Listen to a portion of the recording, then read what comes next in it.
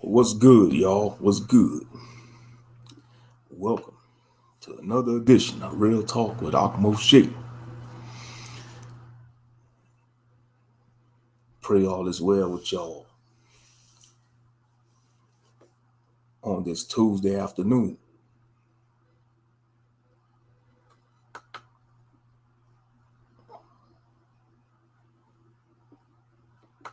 You know, as you see the title, the social media curse strikes again. Rapper PnB slain. It's like in this year 2022, a lot of rappers has been slain. It's like in these modern days, it's like you should not want to be a rapper for nothing, especially if you got a lot of clout and fame, because you're going to have ops. Even if you don't even have ops, people going to want to be your ops and trying to take you out. But yeah, rapper PnB was slain at Roscoe's Chicken and Waffles. I guess the woman he was with, his so-called girlfriend, posted up where they were, and it attracted some ops, even if they wasn't his ops. A gunman came up to him and demanded his jewelry, and I guess he got into a verbal altercation, and the gunman, he shot him up and took his jewelry. But yeah, you can't be posting up where you at, especially if you famous like that. First of all, you a I don't know if he was a famous rapper, but you got all that jewelry on, you're a sitting duck, you're a target. Why he should have just prepared his own food. If I was in his position, I would have looked like, look, we're not going to no restaurant in that part of the neighborhood. We're gonna go to somewhere high end, or and make the food at my own place. Be in a ducked off spot or somewhere. You don't go in no damn hood where a lot of niggas is jealous at. If you make it in this world as a so-called black man or black man or a black man, because if you're a successful black man, you're a target. You're a target by your own people because they are jealous, they envy, and your man is targeted by other black men that are jealous and envy and hatred towards you because they life ain't where it seems to want it to be, and so they're gonna try to destroy yours. They destructors, they bridge burners, demolition men, I call them. These niggas in the hood, if you a successful rapper or any successful black man, you can't go back into the hood because you're gonna run into a group of bridge burners and demolition men. In the case what happened to this young rapper PnB, young brother, 30 years old. Most High have mercy on his soul, but he was 30 years old. Rapper PnB, lost his life. And it's sad. You can't go back to your old neighborhood as a famous black person. And you should not want to go back. You should cut ties. It's like in life, when you elevate to a certain level or status, you got to cut ties with certain people. You could still love them from a distance, but you still got to cut ties from them because they still in a low vibrational state. Straight up. You have to cut ties with them. And it's sad. It's sad. This young brother lost his life over vanity. Nah. I'm gonna put myself in a scenario. If I know I was vulnerable and he had the gun in my face, I'd say, look, take the damn jewelry, take everything. Just spare me. Take the jewelry. Sometimes you gotta swallow your pride, because I'm sure some brothers that grew up in the hood, they probably got robbed or stuck up. You gotta just swallow your pride because we don't got no what, you're vulnerable. He have the upper hand. If you got the gun or weapon in your face, he have the upper hand. You just say, look, take the damn jewelry, take the watch, take everything, take everything, take everything that's flashy, and you walk away with your life. But yeah, your ego got bruised. Your ego got bruised, but you still walk away with your life. But yeah, it's a sad situation. But social media is a gift and a curse. But due to these modern times, it's a curse. It's more of a curse than a blessing. It is.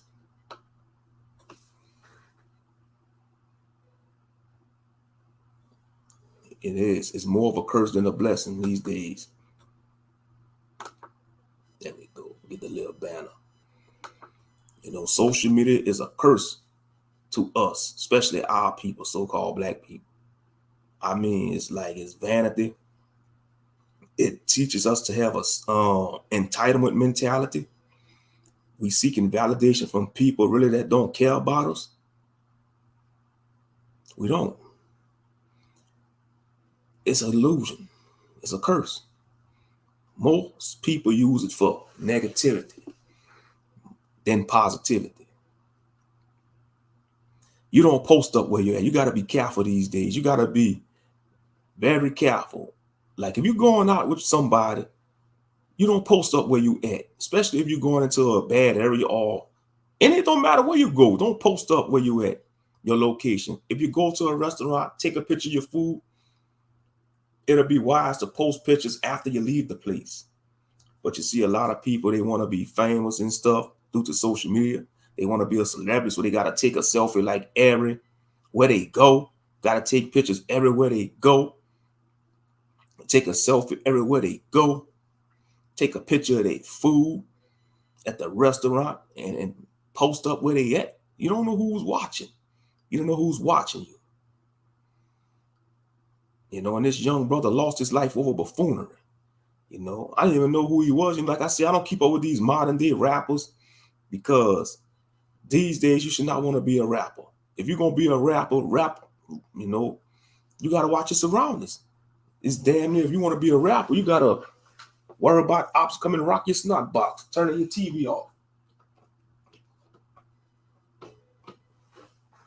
And then social media made it so easy to be spotted.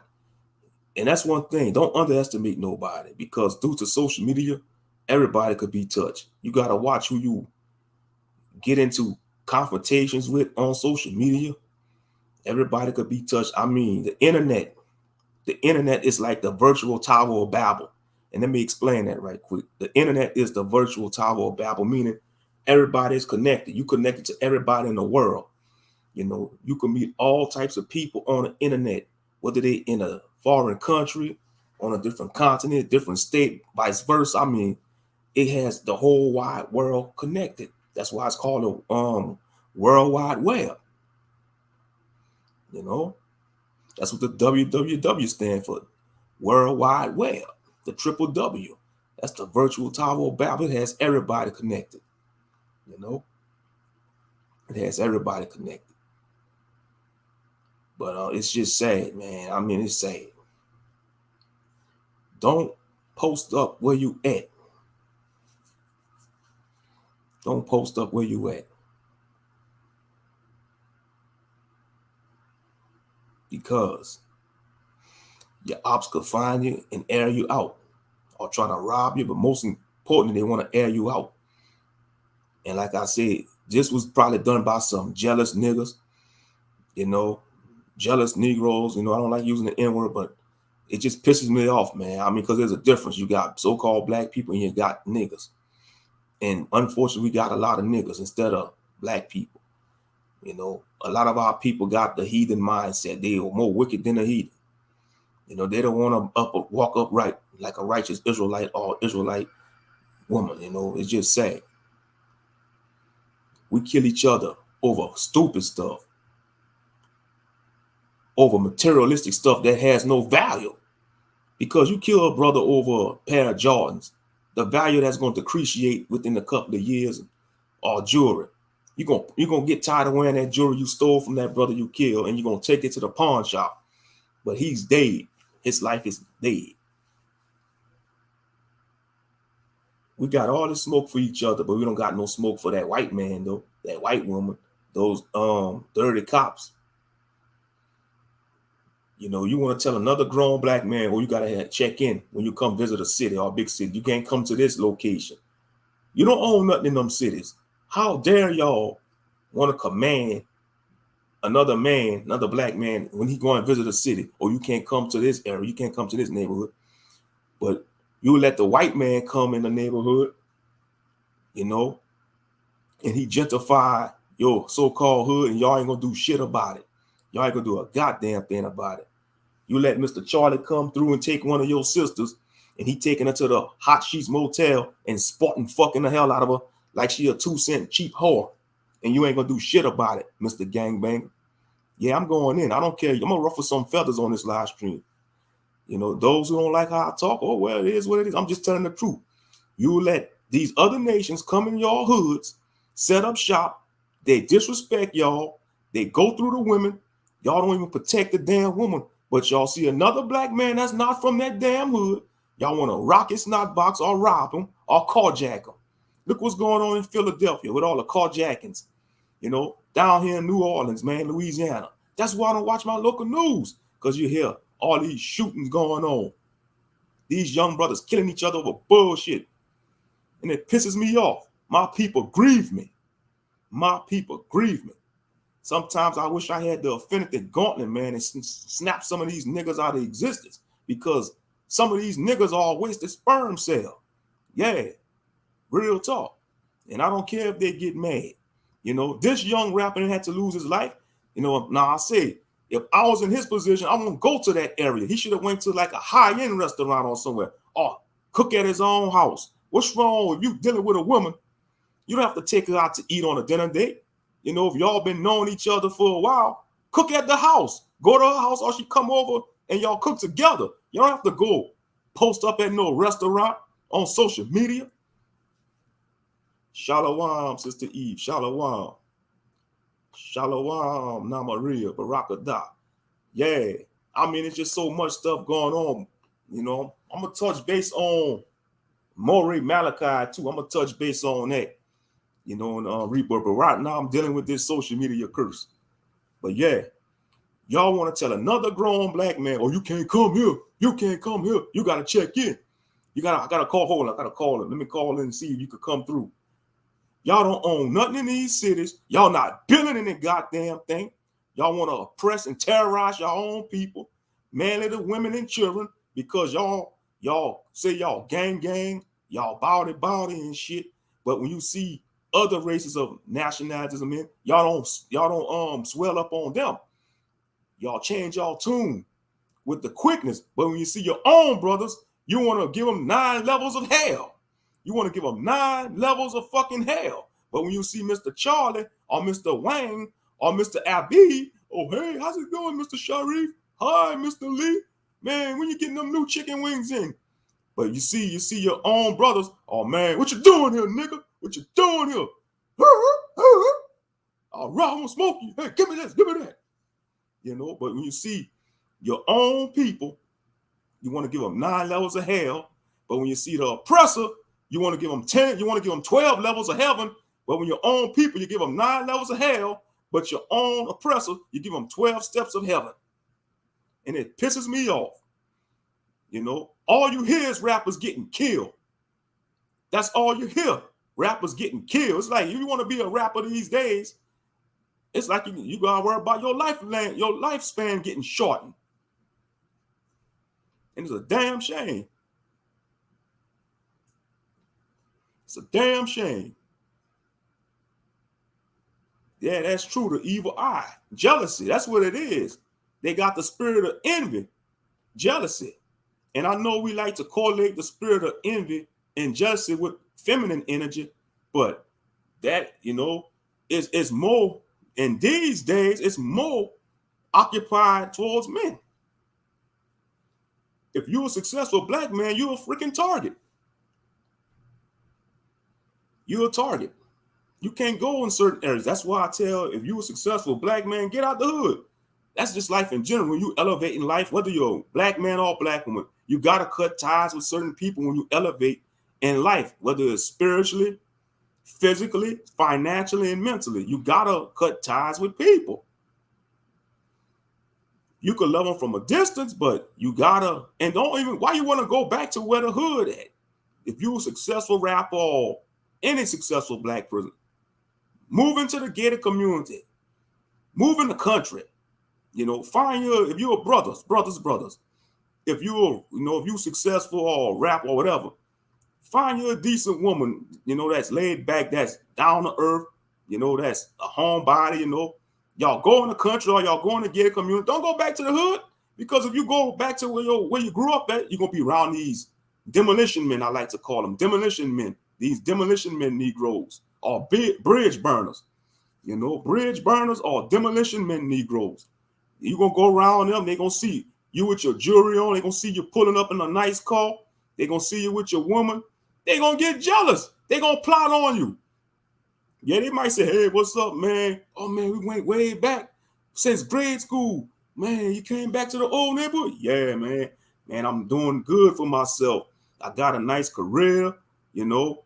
I'm making a decent amount of money. I'm engaged to my fiance, blah, blah, blah. Oh, that's what's up, bro. That's what's up, man. Good to see you. But soon as you turn your back on him, oh man, that nigga think he better than us. He left us block. Fuck that nigga, man. We gonna smoke him, man. Yeah, man. Let's smoke him, blood. Man, blood, we gonna get him, blood. Yeah, let's smoke that nigga, man. We gonna smoke that nigga, and then we gonna fuck his bitch while he dead, nigga. Yeah, that's how we do, man. We some grimy niggas, man. And that's the nigga mentalities. That's the nigga mentality, you know? And they'll do that, you know? And they'll do that. Shit. But yeah, it's a damn shame. You don't post up where you at on social media because you're a target. You know, you're a target. And unfortunately, PnB had to learn the hard way. You know, rest in peace to him. Most High have mercy on him. You know, young brother, 30 years old.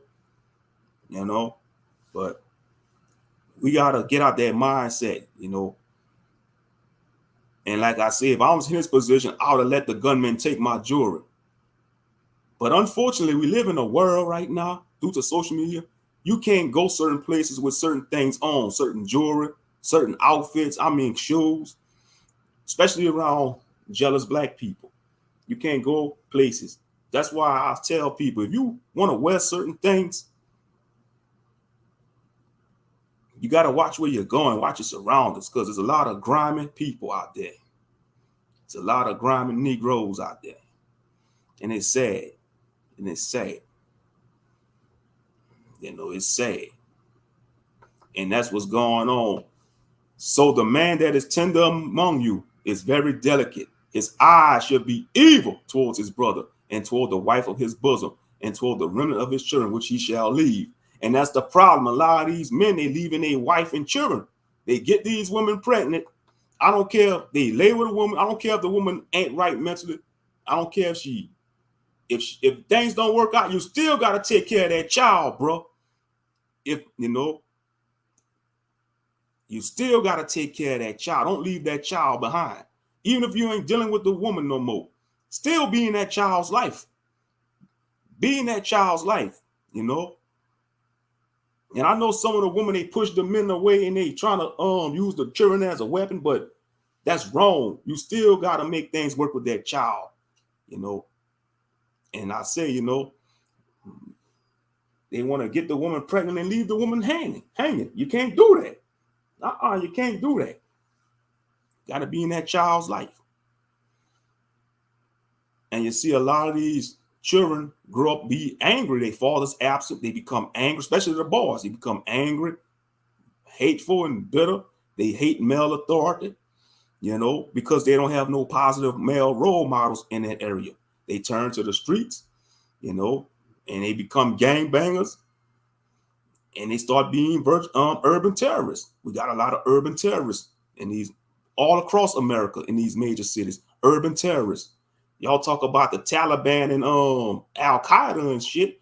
We got to deal with our own urban terrorists in all hoods of America. Straight up. But like I say, we want to terrorize each other, but we don't terrorize that white man, you know. We let Mr. Charlie and Mr. Mark come in and do what the hell he want. He come gentrify the hood and we ain't going to do nothing about it. Mark 7:21, verse 22. Let's see. For within, out of the heart of men proceed evil thoughts, fornication, thefts, murders, adulteries, deeds of coveting wickedness, as well as deceit, sensual, and envy, slander, pride, and foolishness. And that's what's going on. And that's what's going on. Drop them scriptures. All praises.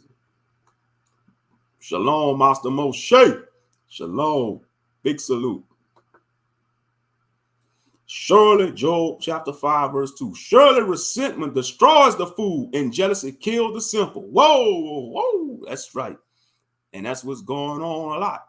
Resentment destroys the fool and jealousy kills the simple. A lot of brothers getting a snot box rocks due to jealousy and envy, getting their TVs turned off, their subscriptions canceled over vanity. And brothers need to realize, just okay, I see a lot of successful brothers, you know. If I see a brother driving a nice truck, it could be a Chevrolet and he got his rims on it, I'm not gonna be like, oh man, hating. I'll be like, man, he earned it. I'll be like, oh, that brother winning. You gotta hit brothers, we gotta have this mentality, man. When we see another brother winning, we're supposed to feel like we all winning, because this whole world don't want us to win. America don't want the black man. This whole, especially America don't want to see a black man win. So if I see a brother got his shit together and he, you know, he got his family, or he driving, you know, he trying his best, man, he winning. You know, he winning. I'm winning, you know, because America already see us as one big nigga. One black man fuck up is all our fucked up as men. And that's true. That's the truth. If one nigga fuck up, we all fuck up in the eyes of this system. And that's a damn shame. We don't be judged as an individual. We be judged as one big nigga, as black men in America. And that's the goddamn truth. You know? But that's why I say, if I see a brother got his stuff together, he got his head on right, he trying to do right, he winning. You know? We all winning. But unfortunately, most Negroes don't have that mentality. They have the jealous mindset, the envy mindset, and they want to take their brother out due to jealousy and envy. Let's see, James chapter 3, verses 14 through 16. But if you have bitter envy and selfish ambition in your heart,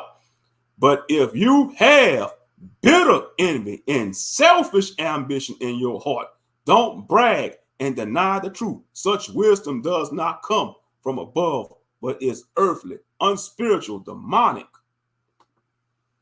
For where envy and selfish ambition exists, there is disorder and every kind of evil. And that's what's going on. You know, you see it a lot on social media. That's why I say social media is a breeding ground for jealousy. And all that I just read in that passage explains it. They got bitter envy and they got selfish ambition. It's a selfish ambition. When you plotting to rob or kill somebody, you know, on social, due to what they see on social media, and that's what they did. Whoever killed PnB, it was selfish ambition. They was bitter, and it was in Los Angeles. You know, I guess the chicken and waffle spot was in a hood, a bad area. You know, Roscoe's Chicken and Waffles, that must have was like in the hood part, a bad area. And it's sad. You can't go amongst your own people in a so-called the hood. And they could tell when you're not from there. You know, they could read people. You know, a lot of people on the streets, they could read people. They could tell when you're not from there. And they're going to try to come try you and check you. But when they see a non-black go up in there, they ain't going to do them nothing. They're going to just let them pass through. Let them do what they want, you know. You know, damn cracker could go in any hood in America and take a piss on a sidewalk, and they ain't gonna do nothing. They gonna just let him take his piss, and he gonna go buy his crack away. You know, but let somebody else, let a black person go do that. They gonna rock his snot. Hey, you trying to piss in our hood, man? You disrespecting our block, nigga? Pow, pow, pow, pow, pow.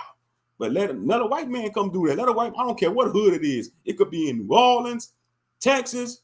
Anyway, I don't give a damn. Let a white man go take a piss on a sidewalk in one of these dangerous hoods. Man, they gonna let them fly. They gonna let them fly. But we the only race of people that have no-fly zones to our own. What I mean by no-fly zones, you can't go in this area of this city. You know, we want to have no-fly zones to our own. But when it comes to other races, we let them fly. We let them fly, eat smooth sail, you know. But our own, shit, you're not from around there. We be territorial like the Tusken Raiders. That's why I say, man, when I look at the Tusken Raiders on Star Wars and the Star Wars lore, man, that's black people. The Tusken Raiders on the planet Tatooine, that's the hood. Everybody want to know where the hood at on Star Wars. The planet Tatooine is the goddamn hood. And the Tusken Raiders is the niggas that rob people and shoot at people. You go in their territory, they gonna rob and kill you. The Tusken Raiders are the same people. You see, man, George Lucas knew what he was doing. He might not admit it, but he knew he got his inspirations from the Tusken Raiders off what he see in the hood. Yeah. Oh yeah.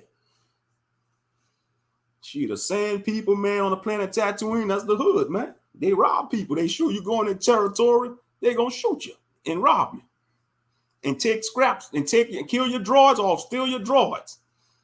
You know, in the Star Wars universe, and that's how it is in real life. If you go in some areas that you don't belong, you're gonna get static.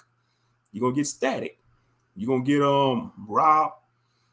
But yeah, that social media is a curse. It's a blessing and it's a curse at the same time, but more of a curse.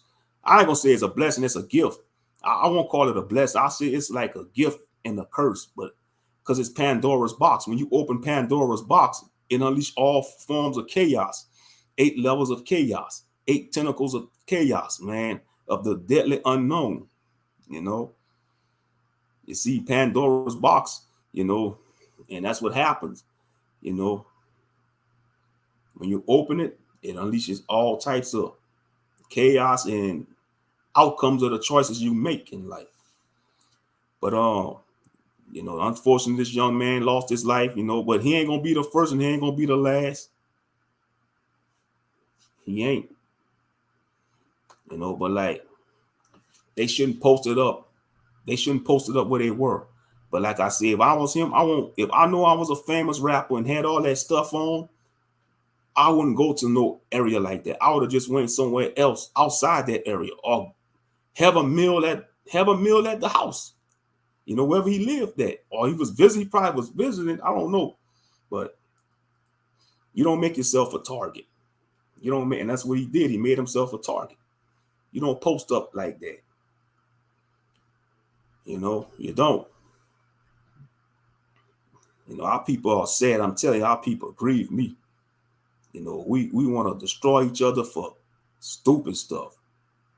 It's like black people don't want to see other black people happy. It's bad enough we live in a system that they don't want to see us happy at all. They want to keep us they want to make us the permanent underclass.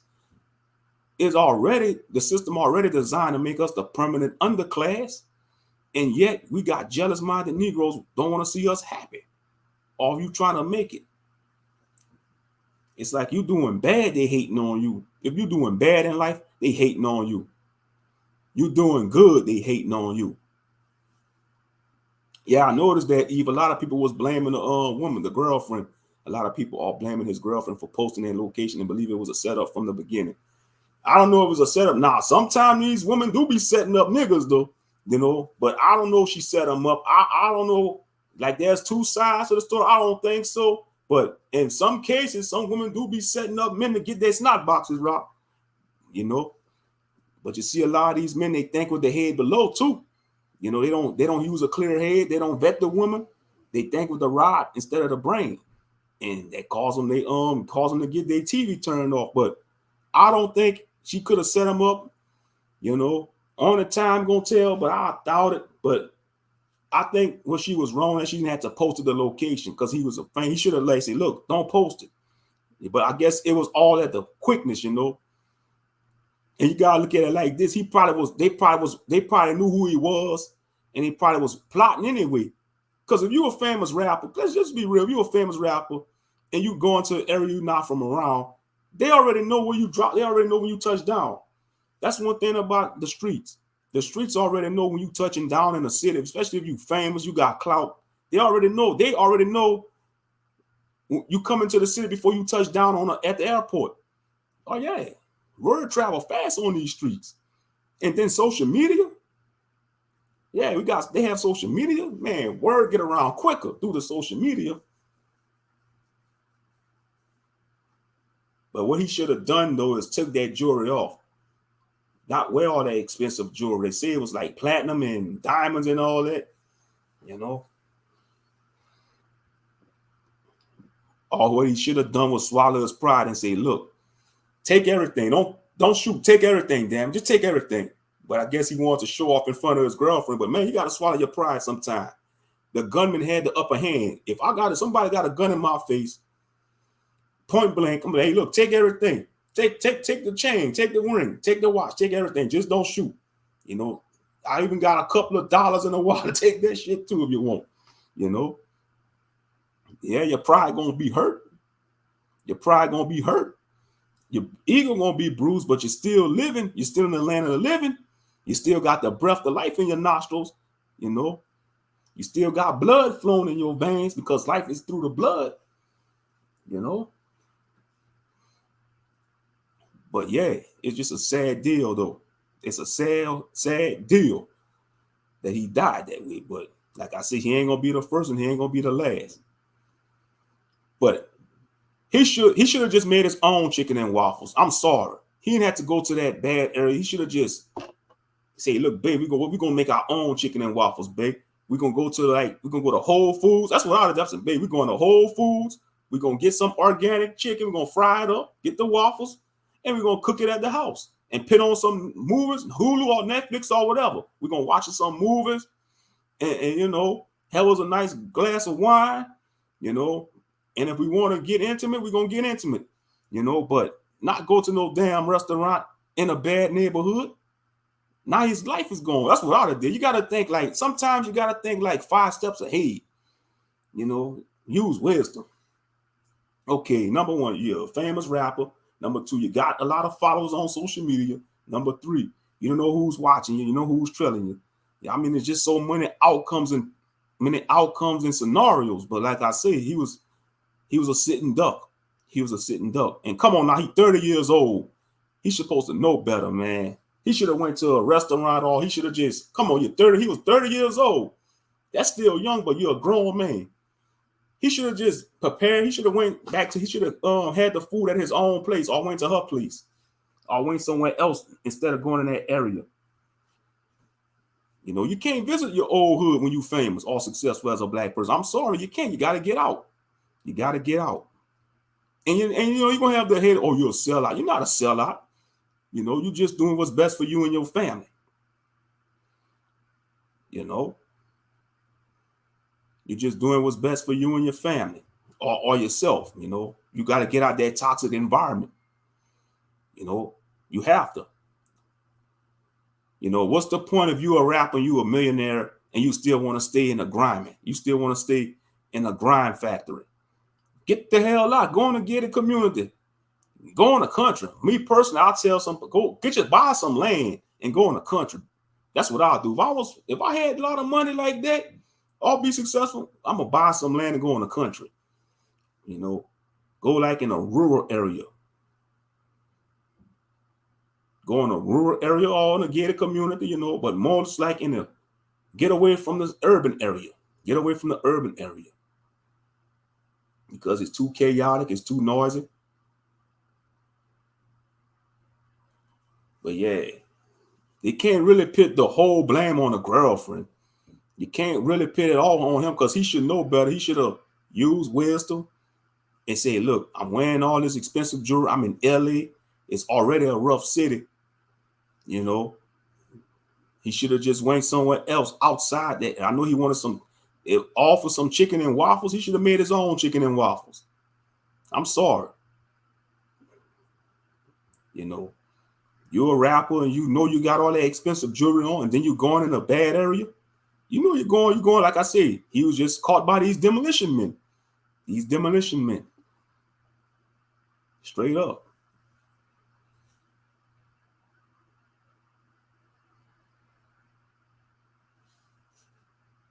Shalom. Blessings, Sister Nit Yah. Shalom. Pray all is well with you. Yeah, they be wearing them, and yeah, true. But in that case, or many other ones like King Von, Pop Smoke, Young Dolph, etc., they all wearing a 5-point star ring. Yeah, and that's another thing. You know, you remember back in us, like to be honest, rappers really wasn't tatted up like that back in the day. Rappers, it was men and rock stars tatted up and had tattoos on their face and all over their body and throwing up the devil horns. It was rock and roll rock stars doing that. Now rappers are doing that the most.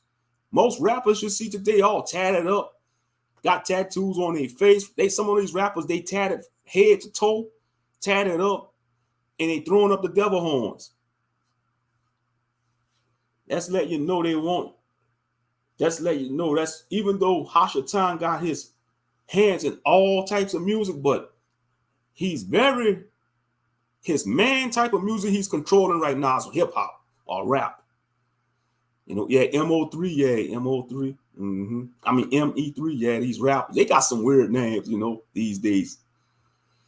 But yeah, man, it's like a lot of rappers' blood is being spilled these days. It must be some type of ritual they doing, sacrificing these rappers. But yeah, I noticed all these modern day rappers, they tatted up from head to toe. They got up the 5-pointed star rings. They threw up the devil horns. Like they tatted up like rock stars, like the rock stars was back in the 80s and 90s.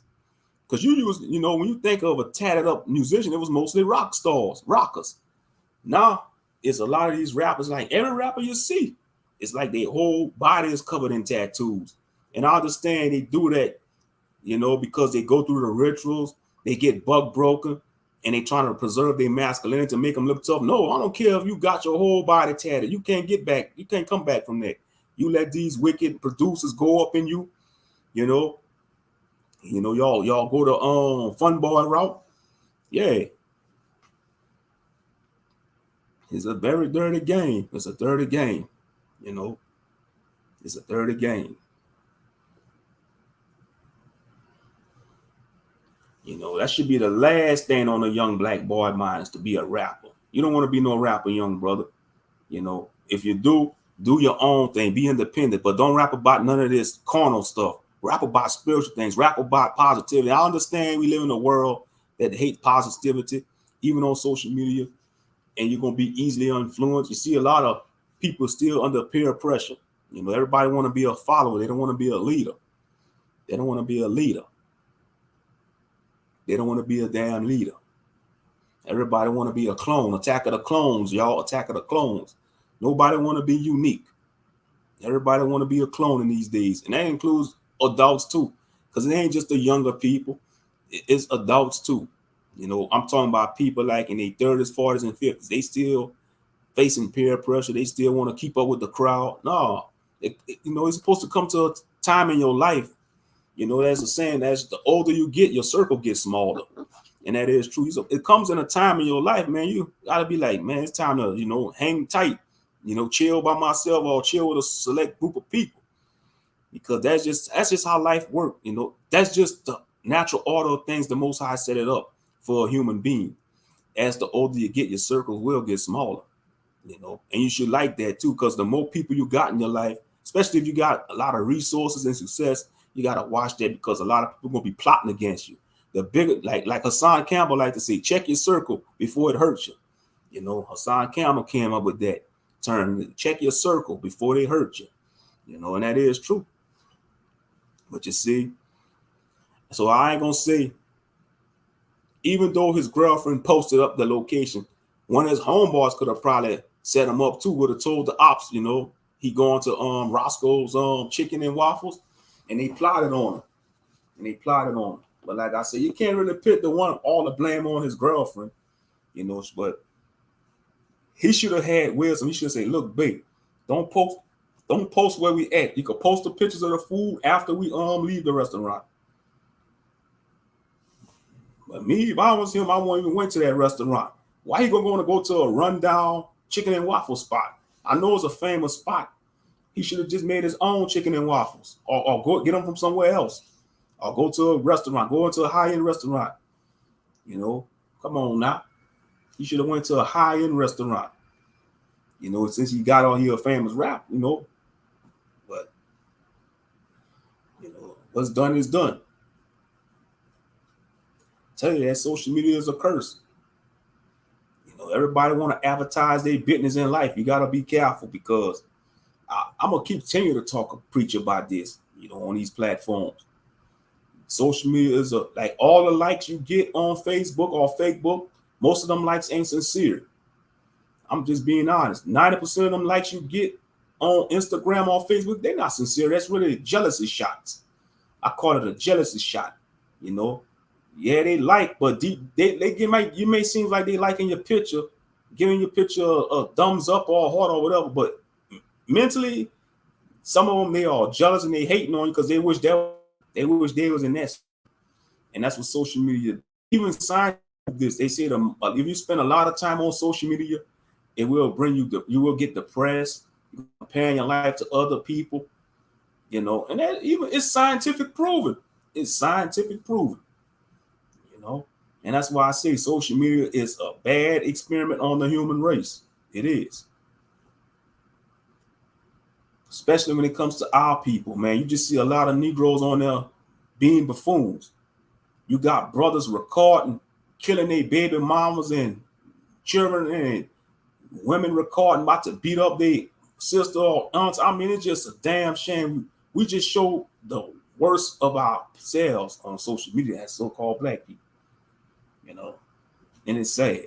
And the world look at that, the world just be shaking their head, be like, hey, that's supposed to be God's people. They ain't acting like it. They acting lower than a animal, you know.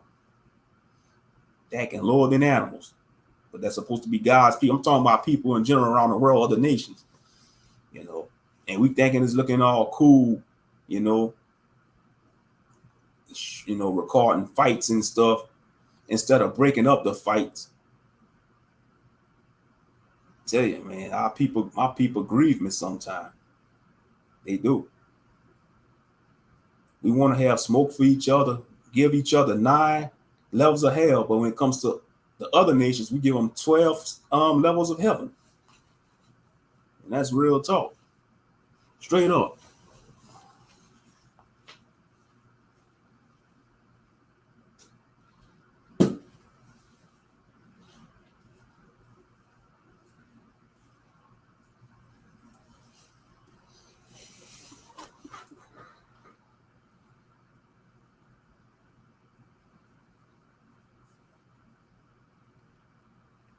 And like I say, he ain't gonna be the first and he ain't gonna be the last. You know, it's like we live in a modern day age. Modern rappers getting slang like it's nothing. Like it's nothing.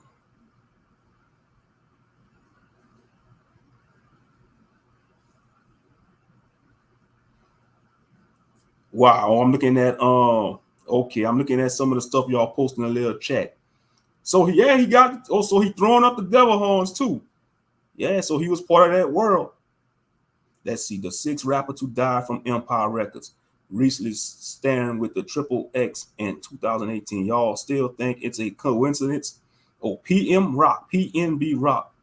These record labels put 100 million insurance policy on these rappers, then cash out on them when the time is right. Labels usually pay street dudes and gang members to shoot them dead. Whoa. So it could have been a hit. So it could have been a hit. You never know. Notice they all died by getting shot. Record labels will even pay the cops. Salakia. Record labels will even pay the ops. Let me say it again. I'm reading the article that you posted in that, Sister Eve. Record labels will even pay the ops to kill them. Yes, it gets deep. It gets that deep. They will pay a rapper op to kill them. Once you sign the contract and they give you that money and fame in exchange for your soul, one day your number will be drawn and the devil will come collect the soul. And it's nothing you could do about it. Facts. Yeah, Hashatan will come to collect. He don't play fair. You can't double cross the master double crosser. Satan is the master double crosser. You can't outcross him. You can't double cross the master double crosser. And Brother Jacob used to say that. I got that from Brother Jacob, Mr. Hebrew one. He'd be like, you can't double cross the master double crosser, damn it. What's wrong with y'all? I miss Mr. Hebrew on YouTube channel, man. Like every Shabbat, I used to watch his lessons when I first came into the war. Damn snitching Israelites went snitched on him, got his channel removed, hating on him, you know. But it's all good though, because he got his lessons on his website. But yeah, as far as actors and big A-list celebrities, Hollywood has an elite mercenary team called Star Whackers. Damn, for real? I didn't know that. Seriously? Star Whackers? That sounds like something off of a comic book or something. Star Whackers. That's who they send to kill the big Hollywood celebrities and superstars. Subscribe to the YouTube channel. Damn, I didn't know that. This way they got the elite has Hollywood got a assassin team called Star Whackers, a mercenary team. Damn, that shit sound fictional, but I think it's true. It gotta be true. It may sound far-fetched, Star Whackers. Damn. Man, you learn something new every day. Oh, heck, man, star whackers. Hey, I didn't know that. I really didn't.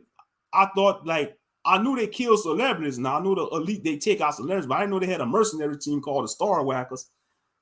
That is insane. Star Whackers. And look, he's tatted up. He throwing up the devil horns. Yep, he throwing up the Baphomet.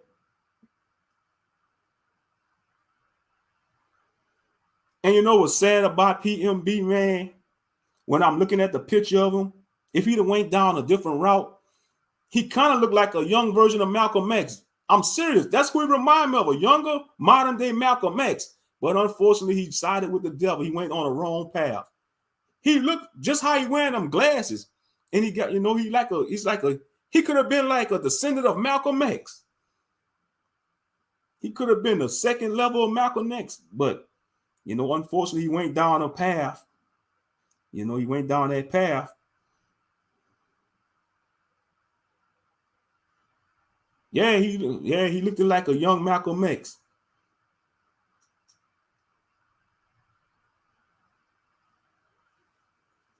Straight up.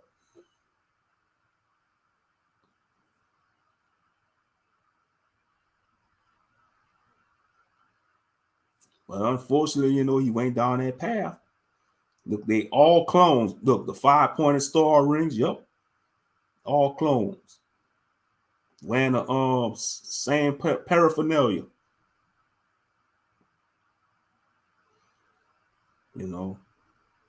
And all I gotta say, you cry for your people, but we ain't crying for no fake royalty, though. We ain't crying for no fake royalty. They not even a real royal family. And I'm getting on you, Mr. D.L. Hughley. How you say your damn name? You damn coon. Wanna try to stonewall black people for speaking their opinions about the draconian queen. Who the heck are you? Who the heck you is, DL? You better go sit your nut ass down. Our nation don't have no queen. We have kings in our nation. Now we have the King of Kings who's coming back, Yeshua HaMashiach. D.L. Hughley, man, go sit down. After the news broke of Queen Elizabeth II's death, Black Twitter exploded with jokes and memes, and Argentinian TV host celebrities the Queen death on air about popping champagne, and the Nigerian-born professor tweeted that she wished an excruciating death for the Queen. Yeah, DL Hughley. Go sit down, DL. You coon. So what? They mock. What about all the people they mock? What about when they kill our brothers, when these cops kill our brothers and sisters? They mock their death. You don't think they mock Trayvon Martin? They still mock Trayvon Martin. They still celebrate George Zimmerman. Till this very day, George Zimmerman, he should have been got his subscription canceled. They mocked Trayvon when he died. George Floyd, they mocked. The young brother in Ferguson, hands up, don't shoot. They mocked him. But now, D.L. Hughley, he want to get all in the uproar because black people on Twitter mocking the Queen's death. Go sit your nut ass down, D.L. Hughley. Damn coon. And I said it and I meant it. Real talk. You don't speak for us. You don't speak for most blacks. You don't. It was due time. Hashatan was going to come collect his daughter's soul anyway. All the global leaders. You side with the devil, he coming to collect. He don't play fair. And like I say, you can't double cross the master double crosser. And unfortunately, that's what happens. Yep, he coming to collect. Hashatan is coming to collect his rent. He coming to collect his rent, monthly rent. That's all it is. Every month he comes to collect his monthly rent out of his children, which is their souls. Straight up. That whole royal family, that so-called royal family, they stole all the gold from Africa and all our ancestor stuff. Under the books of heaven knew how much of our people stuff they stole.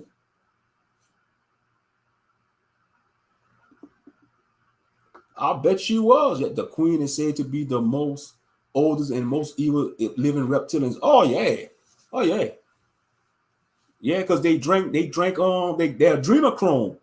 They be they adrenochrome. That's how they live long. Yeah, she was 96 years old. Mm-hmm. Inbreeding creatures. Yeah, they do that too, Sister Eve. The royal family, they inbreed with each other. And you know what they do? If the baby come out looking hideous or abominable, they kill the baby or they hide the baby until the baby die off. Because you know, sometimes they let them live and they die like at the age of 1 or 2 or 3. They don't live long. Like if they inbreed with each other and the baby come out hideous looking, sometimes the baby don't live long and they just die off or they kill it on the spot. Yeah, the rabbit hole goes deep, man. I mean, they just do all that abominable stuff, inbreeding. You know, the royal family intermarry with each other.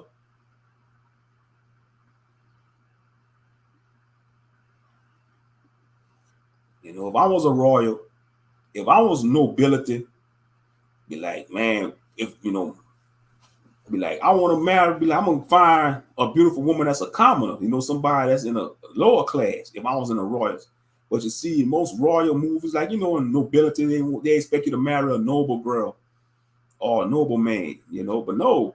Sometimes as a royal person or a noble man or woman, you're gonna be attracted to somebody you see. You might want to marry the butcher's daughter, the baker's daughter. If I was a prince or son of a lord or something in the royal kingdom, you know, I might want to marry the country girl, you know, instead of a princess of another house, because she, you know, that country girl gonna be humble, she gonna be modest, be down to earth, but that princess from another country, she gonna be stuck up and have a pissy attitude. So give me the country girl from the Shire, you know, or from the Dells. You know, I'm just saying the country world, you know. Y'all know what I'm trying to say. I'm just giving up a scenario. You know, that's me. I'm just random like that. Remember, Princess Diana referred to them as lizard people, and she was silenced. Oh yeah, they killed Princess Diana. I don't care. They killed Princess Diana. They killed her. Yeah, they killed because she was loved. She was loved. Princess Diana was loved by the world. She was loved by many people, so they had to take her out. They had to take her out. Yeah, they killed her. They killed her. Real talk. They took her out. They canceled her subscription because she was loved. She was loved by the world. You know, she was loved. So they had to take her out. I mean, when she died, I mean, it was all over news. It was tragic, you know. It was tragic, but we don't feel no tragedy for the queen, though, for the draconian queen, not that dragon queen. That's a, you know,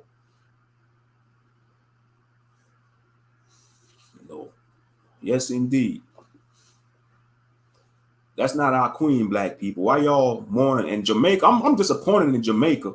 I'm disappointed in Jamaica. Y'all want to have a 12-day national of mourning for the queen, and don't realize y'all was oppressed by England. Jamaica, y'all island was oppressed by the English.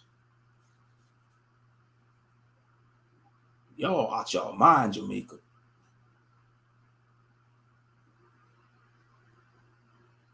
A 12-day national of mourning.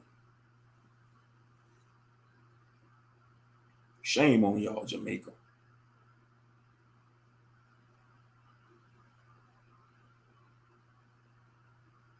Whoa, I saw you drop a meme. Yeah, look at that. Royal white Dracos. 14 feet tall and white, powerful, and can control your mind. That's demons, yeah. Satanism ties in very strongly with the reptilians. Often the deep state / cabal people will perform rituals and the Draco will appear.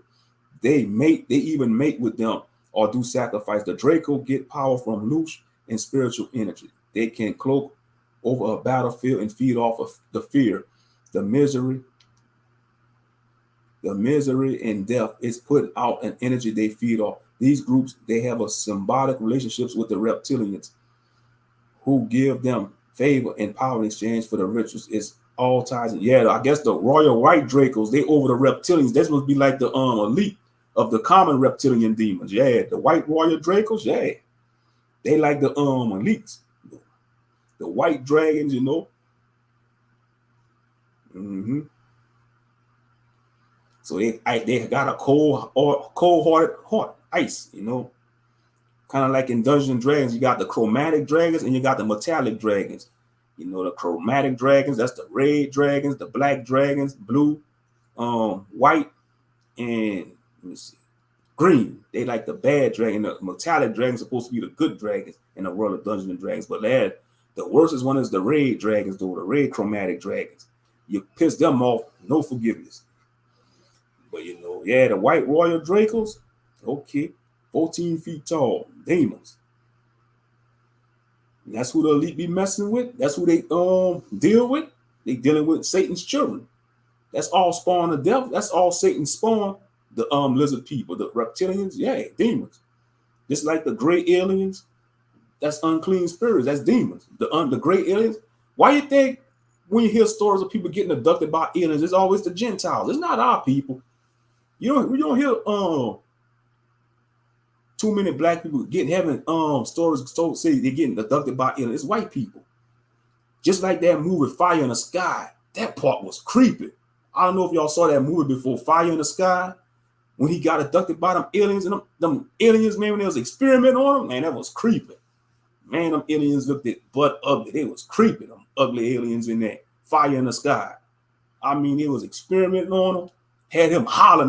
That heathen was hollering for his life. Yes, indeed.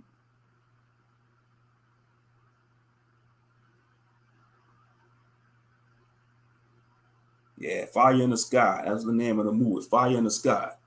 You know, it was a group of friends, and you know they saw a strange phenomenon in the sky, and it was an alien ship, and one of them got abducted.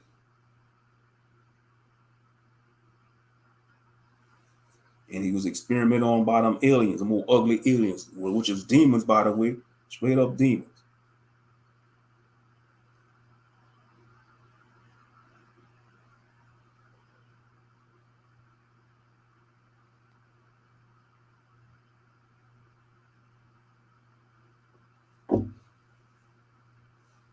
Yeah, but you say that to the round of common people, they go, "Oh, you crazy? We're talking about reptilians and aliens and demons, man. You crazy?" Nah, that's because they got a closed mind, a mundane mind. They don't think. That's why I say, man, we got all type of entities on this planet. They ain't just humans, you know. Some of them disguised as humans. You think it's a normal human, but it could be a damn, you know, unclean entity in that skin of a human. You know, the truth is stranger than fiction. They tried to tell you in the movie They Live, that classic movie They Live, when Roddy Piper, when he put on them glasses, he saw them aliens, he saw them demons. He saw them demons, man, straight up.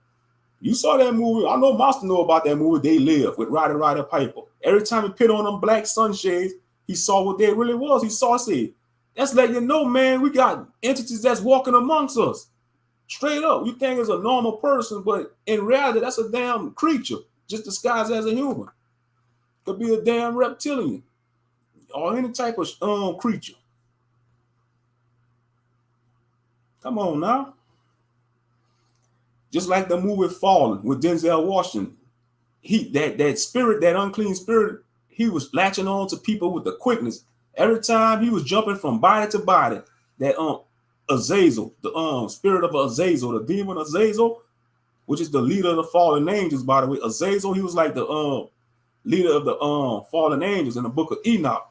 And in the movie Fallen with Denzel Washington, he was jumping from body to body, Azazel. He was tormenting Denzel Washington character too. He was tormenting his character. You know, I mean, they tell you in the movies.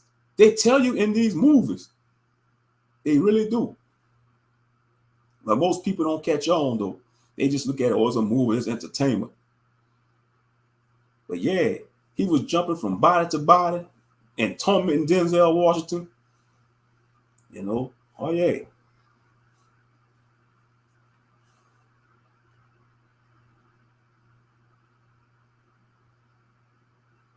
You know, just like, you know, some of them get, y'all, it's like they be playing with them damn Ouija boards. They better stop playing with that. That's demonic. You know, you knocking on a demon's door, playing with a Ouija board. You knocking on Satan's door. And now they got Ouija board apps. Y'all know they got Ouija board apps for your phone. You know, for anyone, y'all better tell y'all children not to download that crap. I'm just speaking to the general public. You don't play with that. That's very demonic. I don't care if it's a digital app. That don't mean nothing. That still could conjure up some unclean spirits. Even though it's a digital app, it's not the real Ouija board. That don't mean nothing.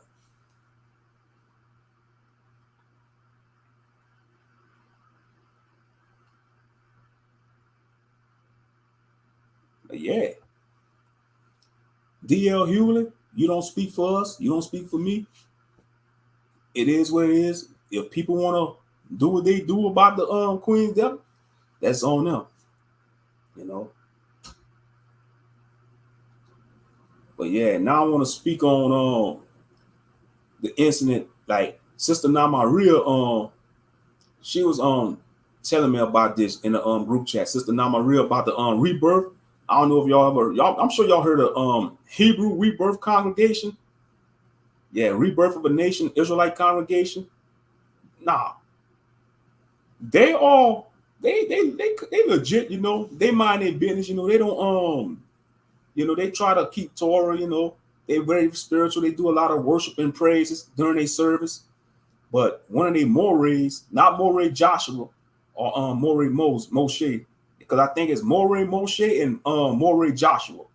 But it was Moray Malachi, the third Moray.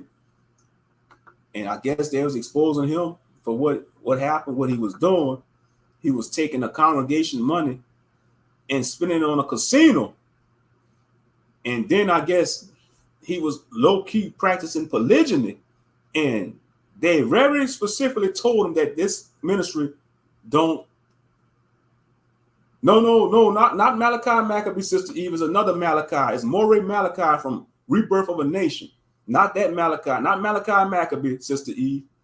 It's another Malachi from Hebrew Nation. Hebrew Rebirth.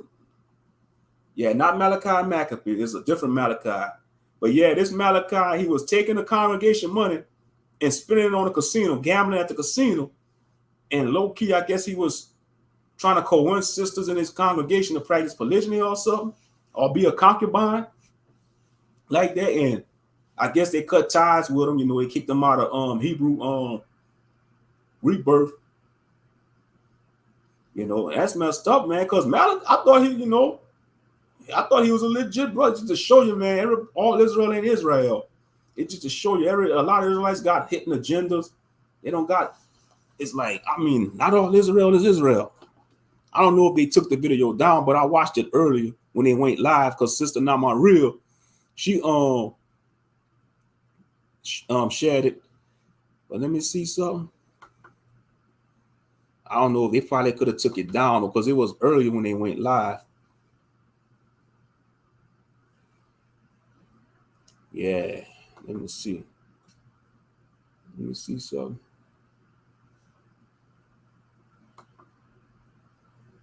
Yeah, it's called Rebirth Ministry Announcement. Oh, that's an hour and 14 minutes long. See, I'm about to share it now. It's messed up, though. It just to show you that, you know, he was taking the congregation money and spending it on a casino, gambling at the casino.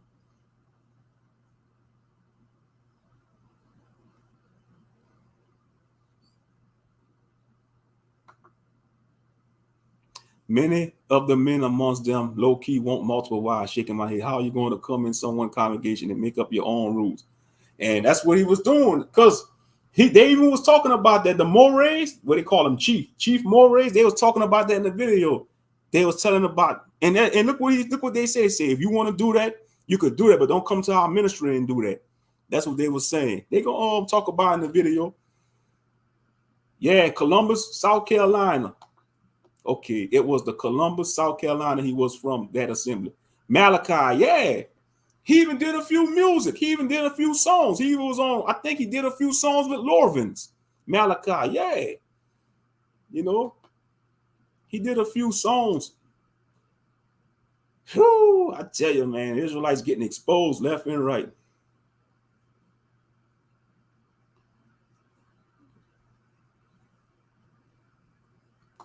He was putting fear in the woman to make them his concubines. Yeah, he was doing all kind of stuff, gambling at the casino with the congregation money. I mean, god damn. Boy, I tell you these, I'll tell you, our people grieve me. And you see why we want to you see why I want to distance myself away from Israelites? Shit. But I'm hold up. Let me get my fair use. Get the fair use. Yeah, I'm gonna show some of it. Hold up right quick. Let me just get this set up. Y'all just bear with me. Okay, share screen.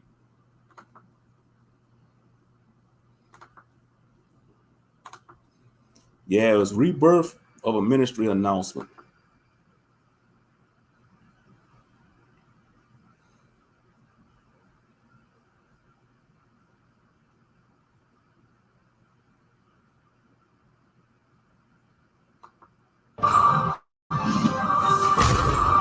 Rebirth of a nation. Hebrew kingdom building.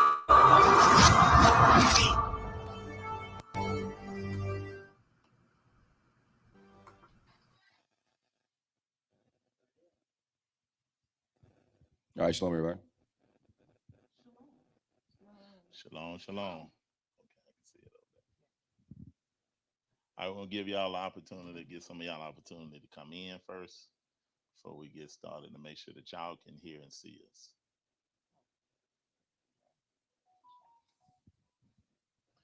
So say Khan if you can hear and see us clearly.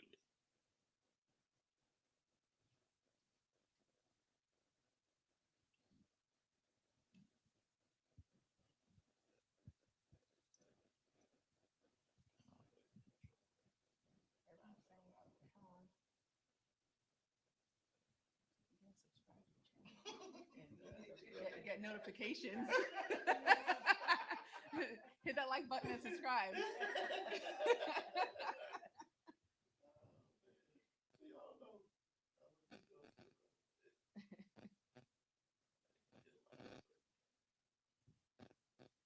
Yeah, the sound's not low per se. We're just not really using the mic shit.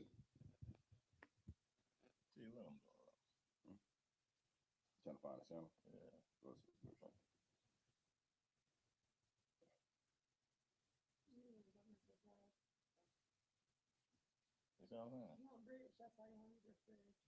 Oh, we'll do it one.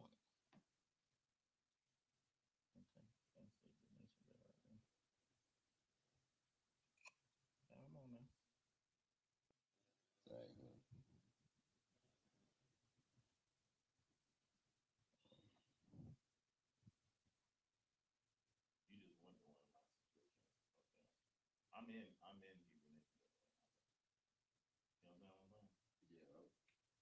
When you look through the channel, it's called the Rebirth Bridge.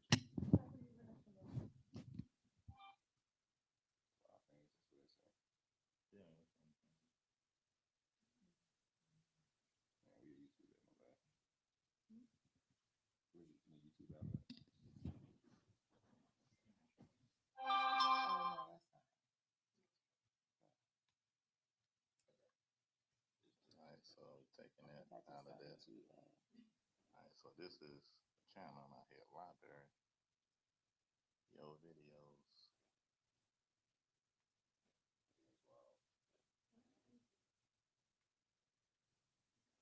Wait a minute.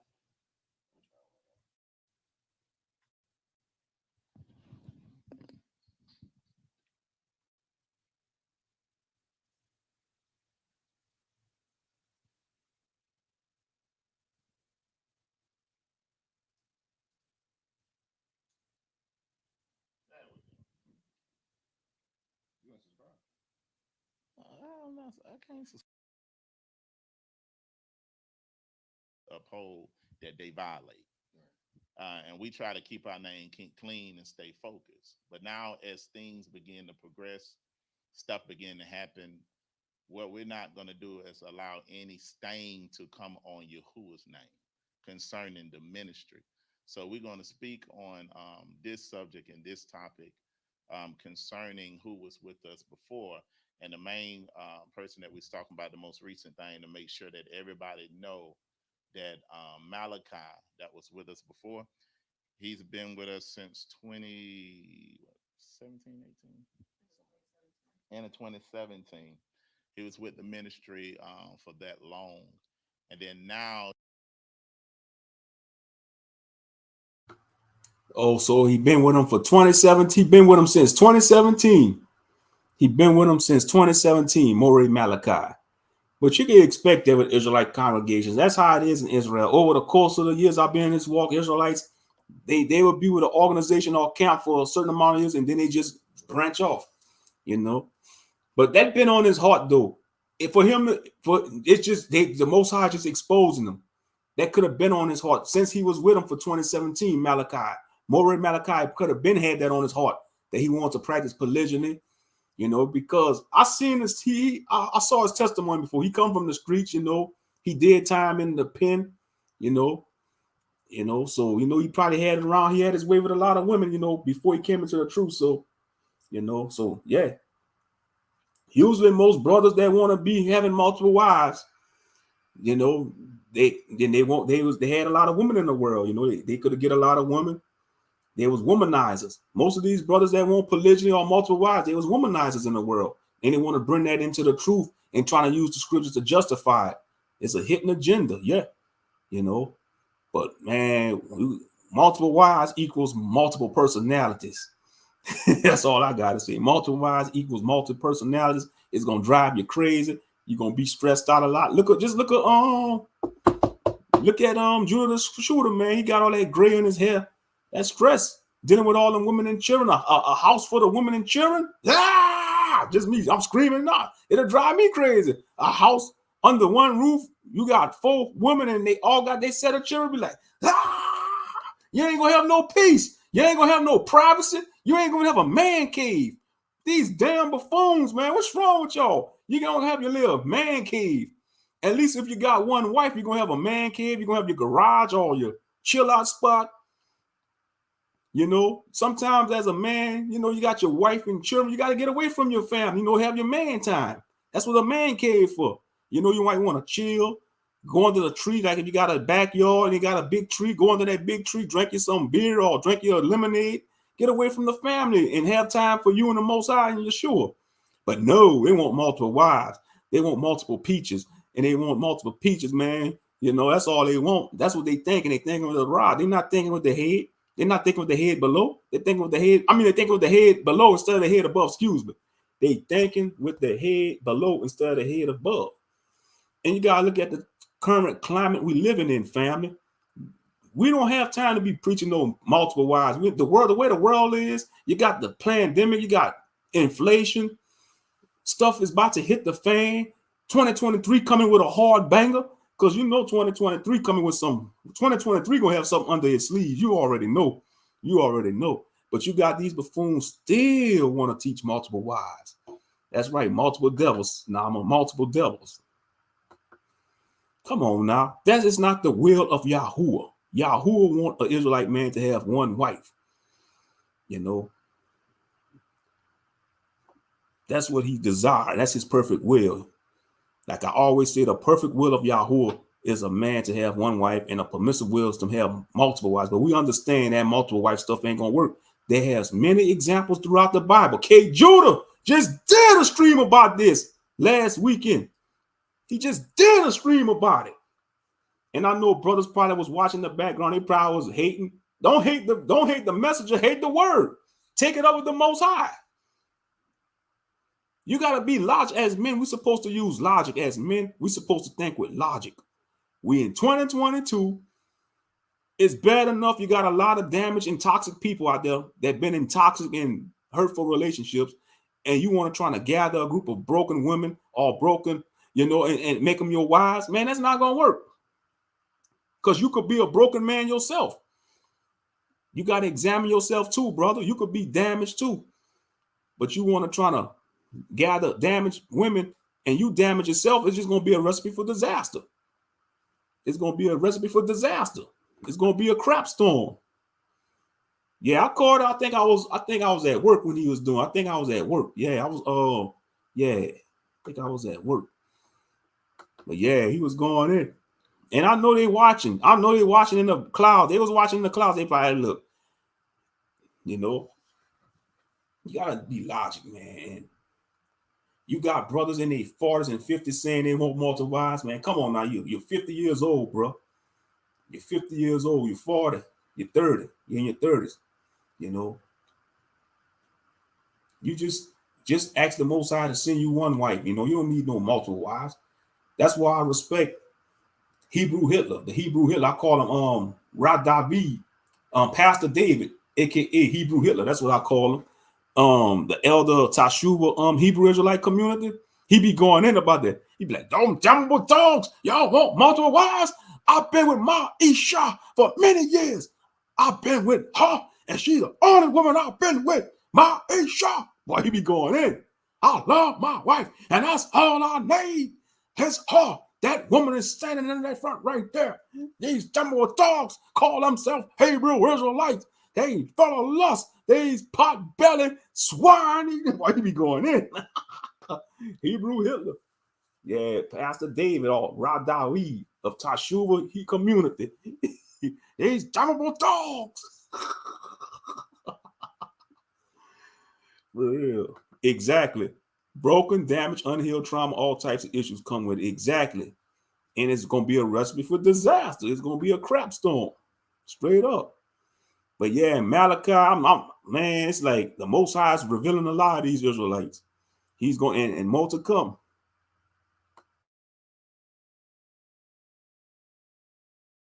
You might not see us together. You might not see us see them on the channel or different things because we had to remove him from the ministry. We had to remove him from being a leader, a rebirth of a nation based on what Yahuwah told us to do.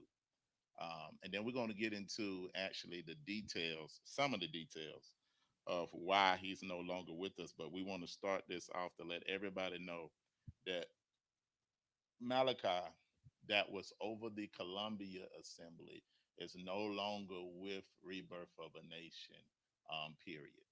Him and his family, Yahuwah caused us to remove them from our leadership, to remove them from what we're doing. And we're going to go into that, but they're no longer, and I want to keep stressing that, they're no longer with Rebirth of a Nation. And anybody that's tied to Malachi is no longer to Rebirth of a Nation. The Columbia Assembly is with Augusta and Anderson, and this is what Yahuwah has established until we reestablish Columbia again. Right now, the head of Columbia is Moreh Sarai Yahu and his wife Kana. But we're going to get into the details, some of the details of why we had to move them on, so everybody would know. All right, so I'm going to kind of turn it over to Chief to speak on, and if any others want to speak to the major reasons.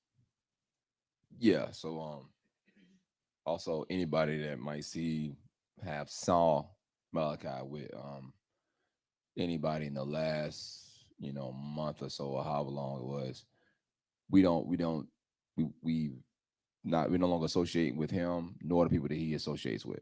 So I'm just letting y'all know that we haven't like created any new ties with people out like ministries outside of the ministry of Rebirth. So if you saw that, that's not a thing. It's just him doing his own thing on his own volition.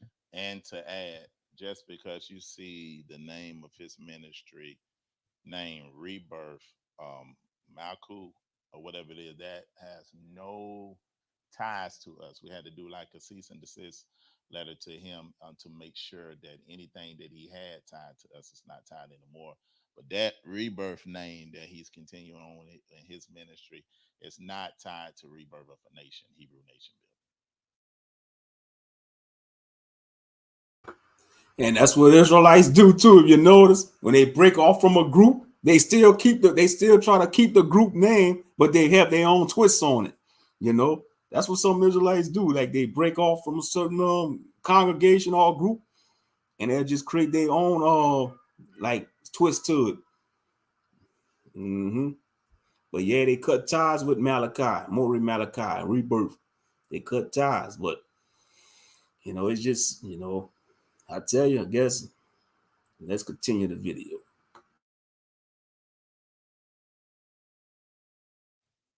Right. So,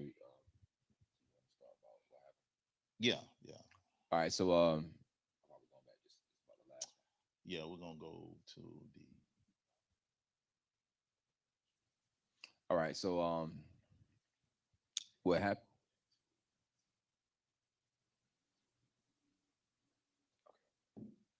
All right. So, yeah. So what happened was, how long was that ago? About the finances It was a June, July, end of July. So it was around about the time of end of July, and me and Yada was dropping off somebody at the airport, and then we got a call from one of the Marines. So one of the Marines called us, and they let us know. They said, "Hey, their family member, because their family know about the assembly. Their mother had came to the assembly along the times we were having visitors. When the doors were still open and visitors were still coming. So they know who's in the assembly. And plus, we talking about Anderson and around the town of Anderson. I'm well known. Also, Maury, former Maury Malachi is well known. So people know both of our faces. So saying that to say, so this family of this Maury was in Charlotte, and while they was visiting Charlotte, they were in the casino, and what they did was they called the Maury was Maury Maury Abaya, but they called Maury Abaya and they said that they saw Maury Malachi in the casino, and but this wasn't directly relayed to from the person that saw it to Moriabaya. So when he told me, I was like, okay. I was like, you sure? He's like, yeah, it was. They said it was Mori Malachi because they know him. They even know him by the name. That people know him around here. They know him by a different name, not Malachi, but the name Rico. So he said we definitely saw them there. So I said, well, let's make sure that's what it is. Find out that's what's going on, and then call me back. I said, see if you can get in touch with the person that actually saw.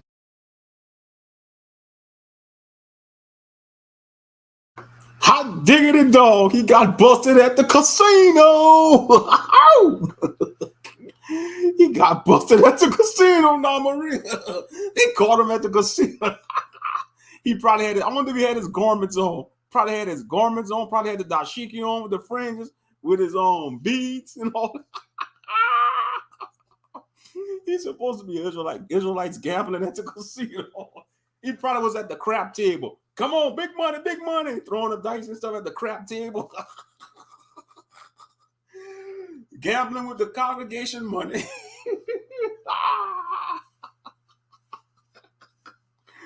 Oh, I tell you, man.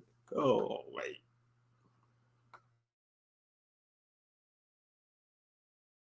Saw him and make sure that's what it is. So anyway, so eventually he called me back and he called her directly, and when he called her, he didn't even bring up the subject. As soon as he called her, she started talking about it, and she was talking about how she saw him at the blackjack tables, um, gambling. She's like, ain't he supposed to be some type of minister or something like that? And I was like, man, so this is I said that's wild. So that's terrible because and I'm gonna let everybody chime in on it. We know that goes completely against the standards of what Rebirth is and what they do. Morey, former Morey Malachi or Rico, was taking the money from the assembly and gambling with it, gambling with the assemblies and the ministry's money because he wasn't, he don't he didn't have any other alternative source of income. So the money that he was taking up to that casino was the money of the people. So he was taking gambling with it, gambling with the assemblies and the ministry's money because he wasn't, he don't he didn't have any other alternative source of income. Taking the money from the assembly and gambling with it, gambling with the assemblies and the ministry's money because he wasn't, he didn't he didn't have any other alternative source of income. So the money that he was taking up to. Damn, Eve, you took it out my mouth, Sister Eve. You took it out my mouth. God damn. Eve called it no job. I was just about to say that. I was just about to say that as soon as I came to the comment section, no job. As soon as he said he had no other source of income. How, Sway? How, Sway? You mean to tell me he was a Moray Malachi, Blackjack Malachi, that's what I call him, Blackjack Malachi, the Blackjack tables, gambling with the congregation money, Blackjack Malachi. And Moray Joshua said he has no other source of income, so just answer it right here, no job. So he's gambling with the congregation money. How in the heck he's going to take care of more than one wife? Damn, man, you're making a damn Malachi. Shish. Wait, he ain't have no job, another bum like house, wait. Gambling man at the damn casino. He's supposed to be a Moray of an Israelite congregation, but he might as well just go be a Christian pastor. He might as well go to the Sunday church and be Pastor Pochop again. If you want to do it, he could be a damn pastor in a Christian church. Come on now, man.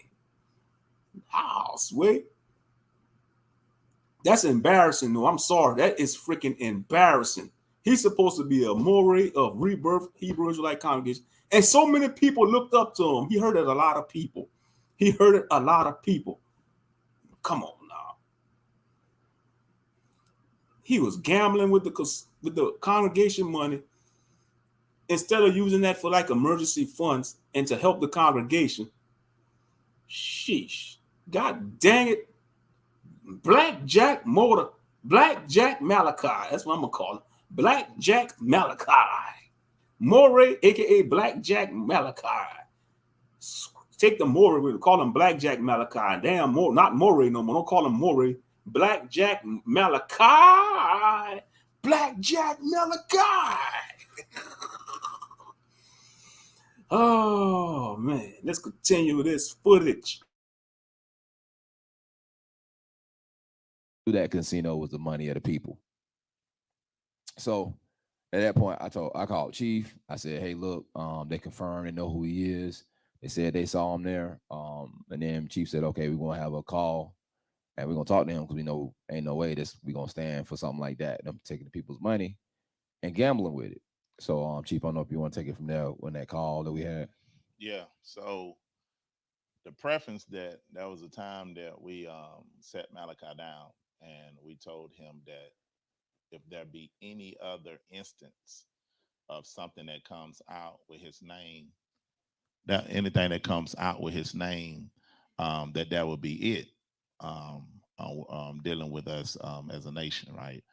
But then time went on, and then this came out. So we called him and let him know what was said. We let him know what happened, right? And he didn't deny that he was there, but he wanted to make a long story short. He wanted to kind of make atonement through giving money back of what he did, and with us that don't work. It ain't necessarily that you can atone for that and pay for that in terms of money. It's actually the principle of what you're doing. You're taking the people's money and then you're going gambling it, fulfilling your lust and your thirst from things unrighteous. And now, like we told him, that's not just a reflection on him, but then everybody gonna look at me and Chief Yahusha. They're gonna look at our wives. They're gonna look at all of us and say, "Is that what y'all do? Y'all take the money, y'all go to casinos, y'all gamble with it." So he tried to make all kind of excuses and even tried to turn it into a revelation. So when it had got to that point, but now notice, me and Chief. Hold up. He even trying to justify black. You mean to tell me Blackjack Malachi trying to justify to Moray Joshua and Moray Moshe? That's Moray Moshe and other one of the big beaters, that's Moreh Joshua or Moreh Yahusha or Moreh Joshua. And that's their wives sitting beside them. You mean to try to tell me Black Jack Malachi trying to justify what he was doing, talking about he had a revelation? Come on now, bro, a revelation? You mean to tell me, oh, brother, it was a revelation. The Most High gave me a revelation to play blackjack and hit the slots, and I was going to hit the jackpot, and I was going to bless the ministry. He gave me a vision to come to the casino, and he showed me what slot machine. He said, play 15 slots for 7 Shabbats in a row, and I'm going, and it's going to bring a blessing to the ministry. Man, get out of here, man, you damn scandalous blackjack Malachi. Oh, man, you trying to say it's a revelation, man. Come on now. I've been talking the whole time about before Pesach. Y'all heard us say this about strong delusion, about self-destruct mechanism, about these things that was going to happen to people when they then passed through the dollar. They then came through Pesach unworthily. They discerned Yahushua's body unworthily, and Yahushua was going to judge according to that. So even after that, going through all those things we went through, and then for him to not necessarily ever really repent for it, or they want to give up his seat as a moray or anything like that. But Yahushua had told us that that was done to shut that down concerning that. Now we know that he wasn't the only one that knew about that. We know that his wife had to know about what he was doing, and she didn't come to us neither. So this is why one of the reasons why, you know, Yahushua told us to move him on. Hallelujah. Anybody else want to add to that or to anything? Okay. Okay. So then this is the next major thing, right? Is one thing about the ministry of rebirth, we try to be honest about what our intentions are when it comes to protecting women in this tribe, when it comes to protecting the assemblies, when it comes to protecting Yahuwah's institution, which is marriage. We try to do our best to show the example in the way that we do things, the way that we treat our wives, the way you see us treat women, in order to show Yahuwah's mindset when it comes to the daughter of Zion and his mindset when it comes to family.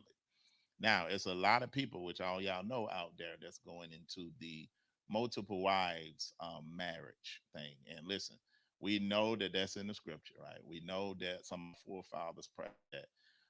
We don't say that sin or unrighteous. What we say is everything we do is according to our mandate of what Yahuwah has given us.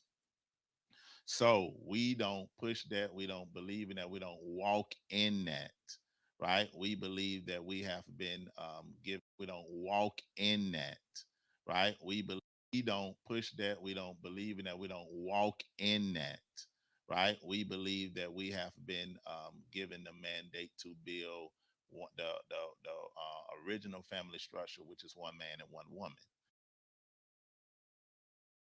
Heard that? Khan. Y'all heard what he said? Y'all heard what Moreh Moshe say? He said, we believe the original family covenant, which is one man, one wife, man, woman, and child. The original, the perfect will of Yah. The perfect will of Yahuwah is for a man to have one wife and his seed, which is children.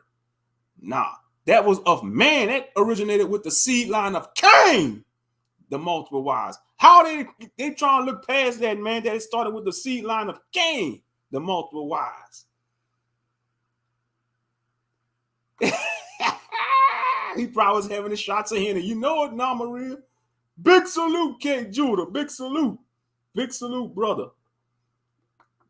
But yeah, I'm telling you, the Most High is revealing a lot of these Israelites, K. Judah. You know, they went live early. This is on Rebirth of a Nation. One of their Morays got caught slipping, K. Judah. They caught him slipping at the casino. He was gambling with the Moray's money, the congregation's money. Yep, one Ish and one Isha. That's right, one Ish and one Isha. Yeah, one Isha. You heard that, huh? For the people in the back, one Isha. You know. But yeah, Rebirth, they trying to clear up their name too. So I'll give them their props. They got to clear up their name, because they don't want their name in ministry tarnished, and that's what they doing. They got to do that to come clean up their name, because Black Jack Malachi, man, he deceived a lot of people, man. I tell you, he was gambling with the congregation money. I mean, it's just a hot mess. But let's continue the video. Shall we continue?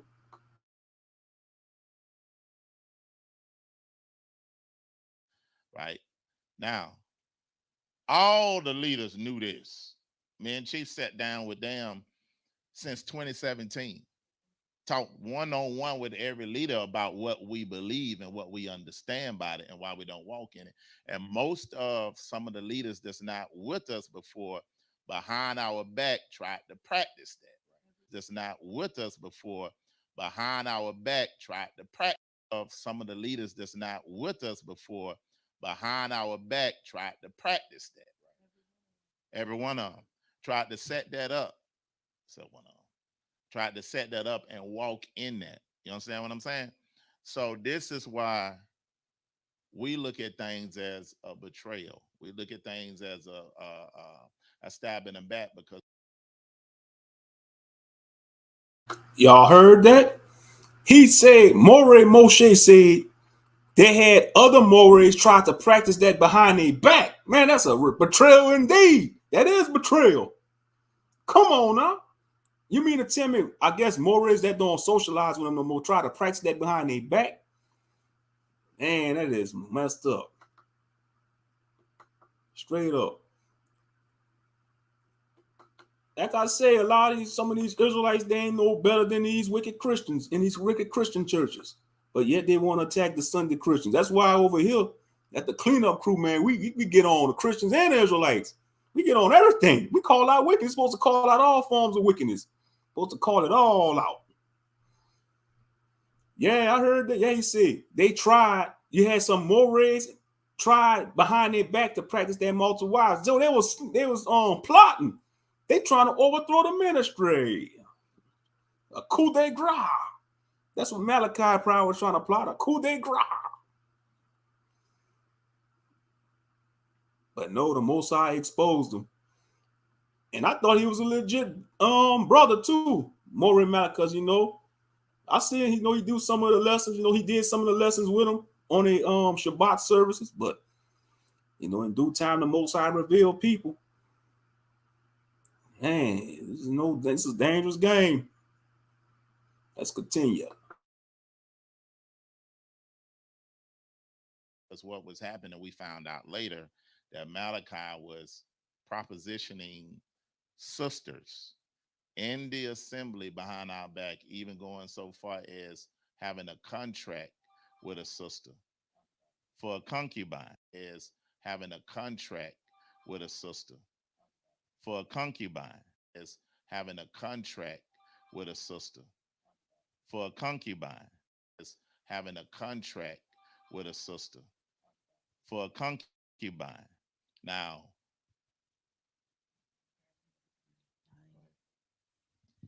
but he was making the harlots of the daughters of Zion. And one of the things that I really believe very much about this ministry is that the chiefs work very hard to keep an environment that's not toxic for women. As a woman in this awakening, if you've had the experience of interacting with some other folks in the awakening, you will find that there's not safe places. There's not a lot of safe places for women to be. And I mean just a physically safe space. And then when you add to that the ability to actually allow Yahuwah to use you when whatever your gifting is, there's hardly any places like that in the awakening. And so we fight very hard to maintain that type of safe, toxic free environment. And so what we found out was that these women were being propositioned to be concubines, and not only propositioned, actually preyed upon to do that. And it wasn't just That is straight up wicked. what he did. Wicked, I tell y'all. You mean to tell me Black Jack Malachi conjured up contracts to cohort sisters to become concubines? It's an abomination. Straight up. Wicked, wicked, wicked, I tell you. That's right. And it's sad. I keep saying that a lot of people not in the truth for the word of Yah and Yahshua.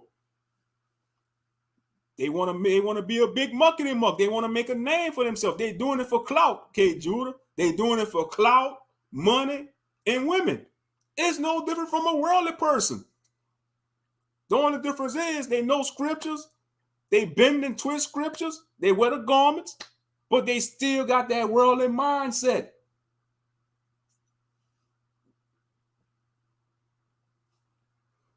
Come on now. He ain't no different from Goon Mamsa Squad doing something like that. Want to conjure up contracts to make sisters concubines? Oh, I tell you. He showed us stealing people's for website, casinos, everything.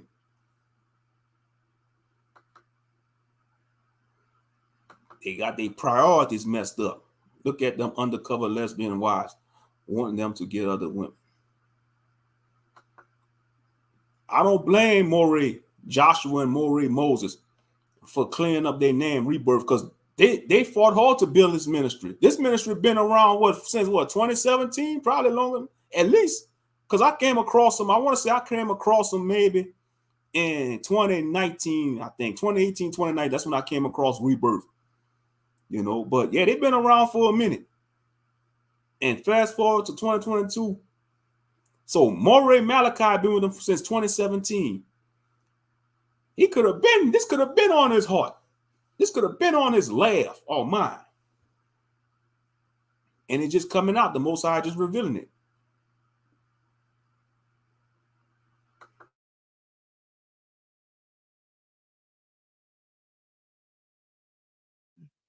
Single women that he was preying upon to do this, it was married women as well. And this, it was married women as well. Um, and so I think Yahuwah that we have chiefs who just won't tolerate it. And again, this is not a statement about the presence of polygyny in scripture.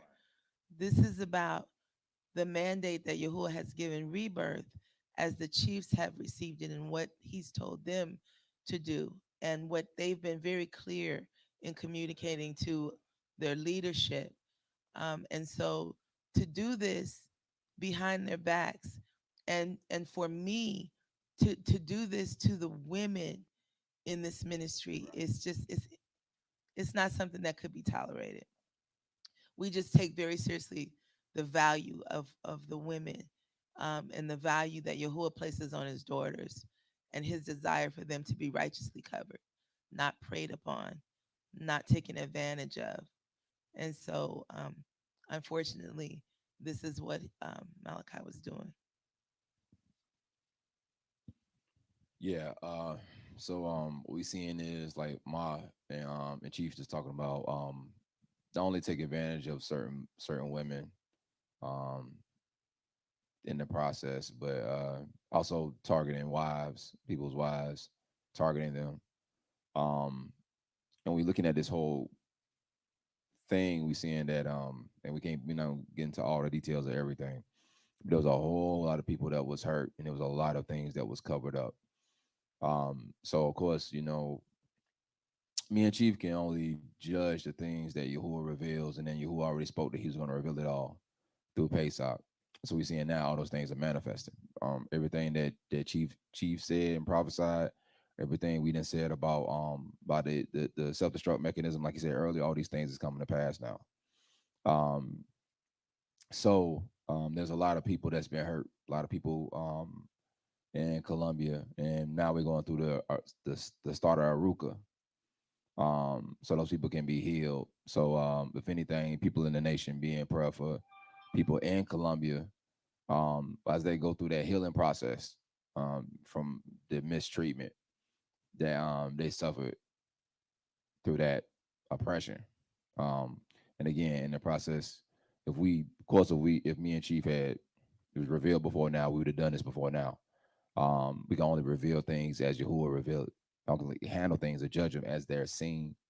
So that's where it's at, and that's what's happening right now. But again, like Chief said, we don't. Yahuwah gave us a specific mandate. He gave us a specific order, gave us a specific job. We carry out the orders based on what Yahushua gave us. Um, and we made this very, very, very, very, very, very clear to everybody that's ever minister in this ministry. So there's absolutely no way, shape, or form that any of these things should have been going on. But we know that all these things is for our learning.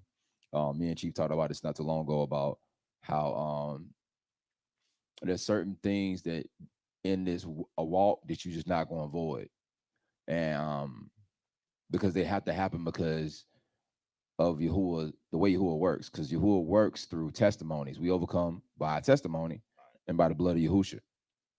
So what is the testimony? Testimony is the word that we have, and that word is the testimony of our elders. It says that those things are written for our instruction.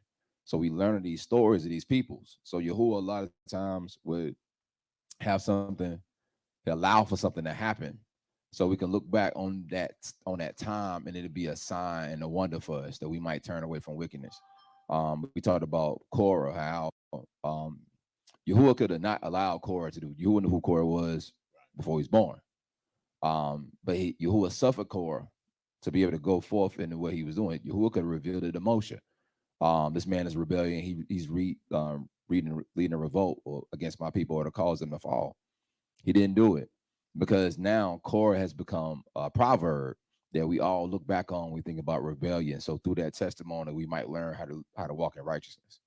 We can just go down the line. Nathan and Abiram, Nadab and Abihu, all these different ones. And we see in the scripture, Yehudis was actually called by Yahusha. At the beginning of it, he said, "Have not I called you?" And one of you is Hasatan. So Yeah, you can see the countenance on their faces. All this is stressing them out. You could just see the body language on all four of them, that, the disappointment and anguish. I tell you, a lot of people will disappoint you in this movement. Man will let you down, but the Most High will never let you down. Abba, please heal your people from all disappointment and hurt. Y'all might not reveal all at once, but trust and believe that no one gets away. That's right. I was just reading a comment in the chat box about virtual standard. Yeah. It's just, he want to make concubines out of the daughters of Zion in awakening. Hey, I'll tell you. Let's continue. Let's see. Why would a woman want her husband to have another wife? That question is too for me. It's simple, Eve. Her mind is not in the right place, and maybe deep down she want a sister wife, want to be a lesbian. It's just simple. Mine is an impure thoughts. Because a Proverbs 31 woman ain't gonna allow that. If she a Proverbs 31 woman, she ain't gonna, and the energy she portrayed as a Proverbs 31 woman, the man should not even want to desire another wife because he's with a virtuous woman. Straight up. It's just that simple. It's just that simple.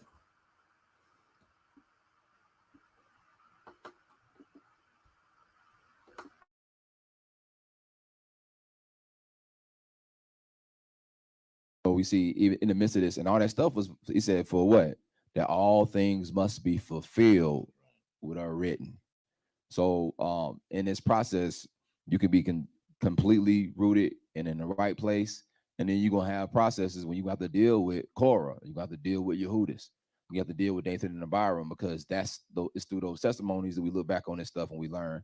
And as we go forth as a nation, all these things are going to be recorded, and this is how our children's children will learn obedience through these situations.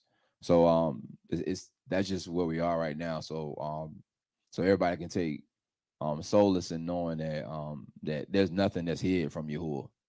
So whatever we doing in the secret is gonna come to the light, and whatever Yahuwah's work gonna do is gonna keep trucking, because Yahushua ain't no way. He said every word that comes out him can't return unto him void. So whatever he purposed to do is gonna be done. Concerning this, the excellency, the restoration, the regeneration of the people, the regathering, all that stuff is going to happen. It's going to go forward. And these things just going to be these testimonies. So so I just want to say that to encourage y'all again, keep the people, Columbia, Right. people and family in your prayers about, because all of them kind of still, because what happened was he was using fear tactics to keep them from being able to speak.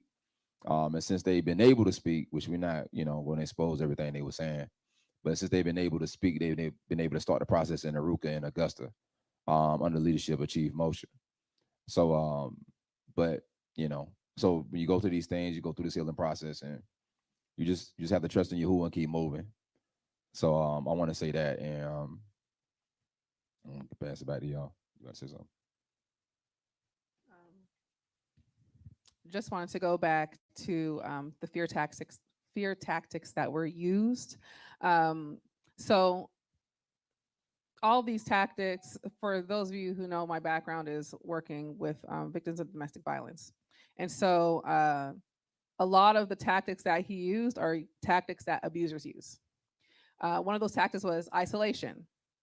And so what would happen is we didn't know, but people weren't being permitted to speak to the chiefs or speak to Imam Malaka or myself or Imam Kayil. They always had to go through Malachi. They weren't even really allowed to talk to each other in the assembly.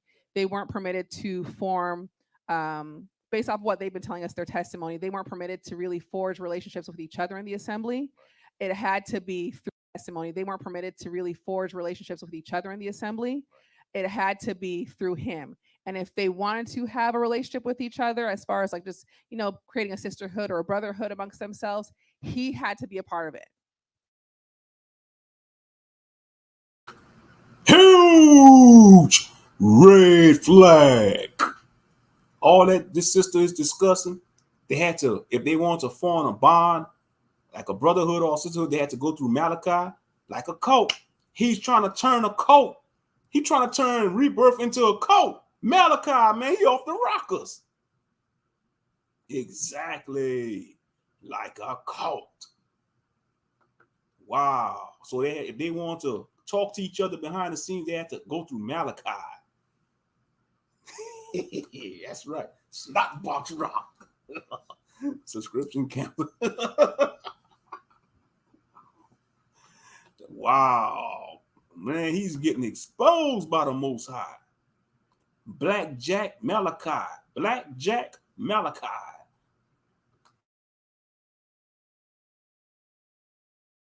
He was always going to be the facilitator of those things because it was about him maintaining control of the people. And so that was, so, when you see them and you say shalom, the fear tactic was he would tell them, if you go to the chiefs, it's going to get back to me. Right. So if you tell them anything, it's going to come right back to me. And then, of course, there was the fear of punishment. And the main punishment was that they'd be kicked out of rebirth, because they assumed that we would automatically, they were told that basically we would automatically believe and go with whatever Malachi said. And so for that reason, they stayed quiet. And so, we hate hearing all this. Like, Right. all this is really upsetting, because Yahuwah has charged us with being shepherds to sheep. And so when you come across, you find out that one of the shepherds is wicked and has been essentially abusing the sheep. When you come across, you find out that one of the shepherds is wicked and has been essentially abusing the sheep, Right. I don't really have words for how upsetting and disheartening and disappointing that is. And so, right now, as the Chiefs are saying, we're in this time of Aruka with them on how we can heal them because, you know, there's a Hold up. You mean to tell me there's a possibility he was sexually abusing some of those sisters? Sleeping with them? He ain't no different from these wicked pastors. They be going through the women in the church. He was sent there to cause chaos, division, and confusion. Exactly. He was a plant sent by Hashatan. Right. Wow. I tell you. Woo. Let's continue. mind games, there's the manipulation, there's the fear tactics, there's the wondering who you can trust. If I can trust, now there's this hesitation to maybe even really deal with the Chiefs because you just don't know what was real and what wasn't. Right. Can I trust them? Was there a little bit of truth to that? Uh, and so we're really trying to work with everybody on how we can heal, how we can seal up those breaches, and really build everyone up and really establish a relationship with them because we didn't realize that we weren't really allowed to have a relationship with them, and it was because you know of all the lies that Malachi basically had been telling the people and using over the people and so on and so forth. And unfortunately, it was not just Malachi; it was Tehillah as well. So I just want everyone to know that Tehillah was not a victim in this. It wasn't a situation where a wife was unaware of what her husband was doing. She was actively doing these things with Malachi. I really need people to know that because a lot of times people don't know that women are abusers as well. Women absolutely do have the ability to be an abuser. When I was working with victims of sex trafficking, a lot of times the reason why they ended up in trafficking, as far as human trafficking, prostitution, you name it, was because a friend of theirs brought them in. Right. It's rarely because a random stranger picked you up in the parking lot. Right. Most times it's because of a friend, a family member, an acquaintance, you name it. Somebody that you know is the one that usually pulls you into these situations. And so Tahil was allowed herself to be used to go ahead and be that front person for a lot of these women who were in these situations. Yeah. She was helping to groom women for his use. And I hate to say that, but that's what it was. And want to say this, that y'all know, whoever's been following Rebirth for some time, that the Chiefs don't come out and talk about this stuff.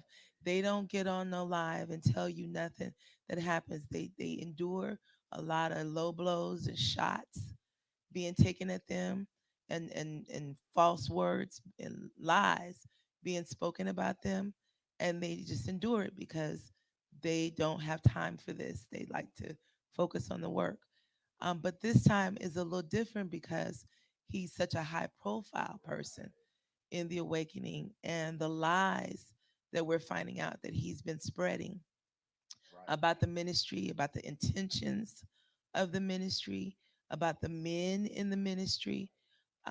These things could not be ignored, and so that's the only reason why this live broadcast is being done. Because people have a tendency to hear something like this and then they just lump everybody into the same boat and say, "Oh, y'all just all messy." This is not about being messy. These are two grown men. They don't sit around being messy. They're making a statement so that you can be warned about this man's intentions, what he's doing, what he's about, and to also let you know that he's not connected to this ministry in any way anymore. And so if you come across him and you're given that line that he's still operating as a third leader in the ministry or something along those, that it's just not true. And that's the main reason why this live stream is happening. So speaking of that, I want to address that too. So for anybody that might have been told that, because that's one thing that's coming back to us too right now, because like almost like the floodgates being open because of all the things that's been going on, all the information that's coming out. So if you ever been told that he's like the third leader, That's a bold-faced lie. He didn't have nothing to do with founding the Ministry of Rebirth. He wasn't even here. That's right, yeah. Because when I first came across Rebirth, the main two figureheads was these two brothers.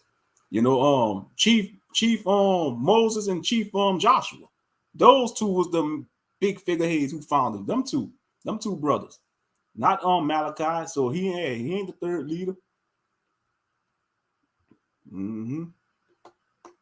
Domestic violence, yeah, exactly. A naughty person, a wicked man, walketh with a froward mouth. He winketh with his eyes, he speaketh with his feet, and he teaches with his fingers. That's right, domestic, pitting his hands on his spouse.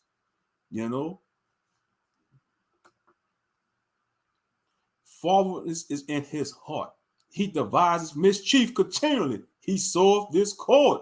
Bring it out, Sister Eve. And that's described Blackjack Malachi to a T. Therefore shall his calamity come suddenly. Suddenly shall he be broken without remedy. God.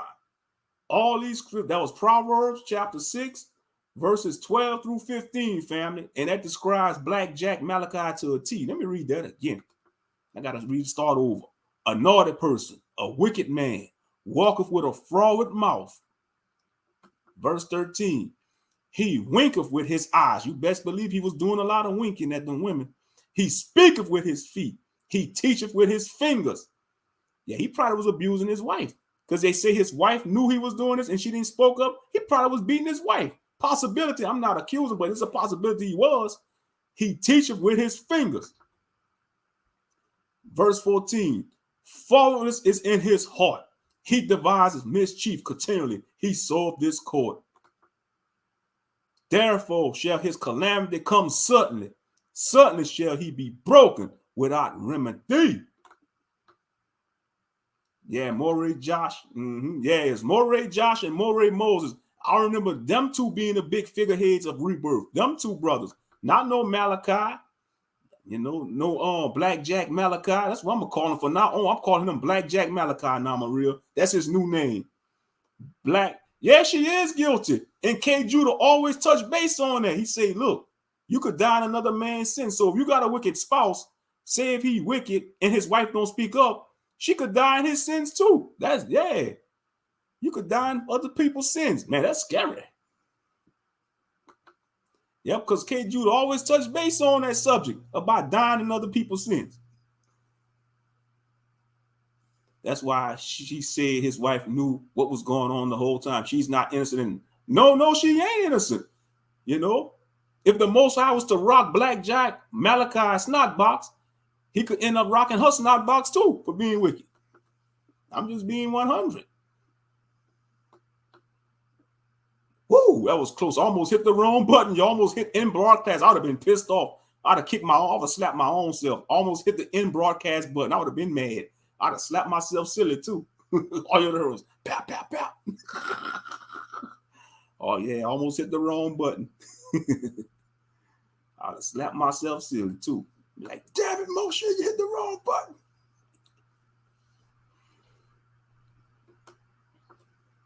But yeah, let's continue. It's just a sad ordeal, But like I said, the Most High just exposing the wicked of Israel. I'm serious now. I would have slapped myself silly. Yeah, if I hit that end brought like, God damn it, hit the damn button.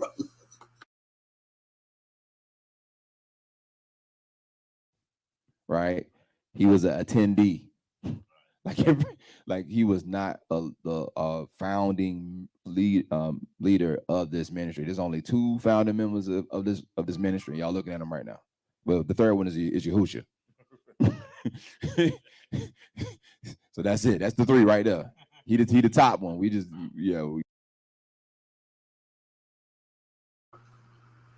The founder of the ministry should be Yahuwah, Yahshua, then y'all 2 brothers. Yeah, because the order is Yahuwah, Yahshua, man, woman, and child. So ultimately, you want to say the Most High is the founder. He gave y'all the vision, the blueprint, and y'all just went forward with the vision and put it into action. Moray Josh and Moray Moses,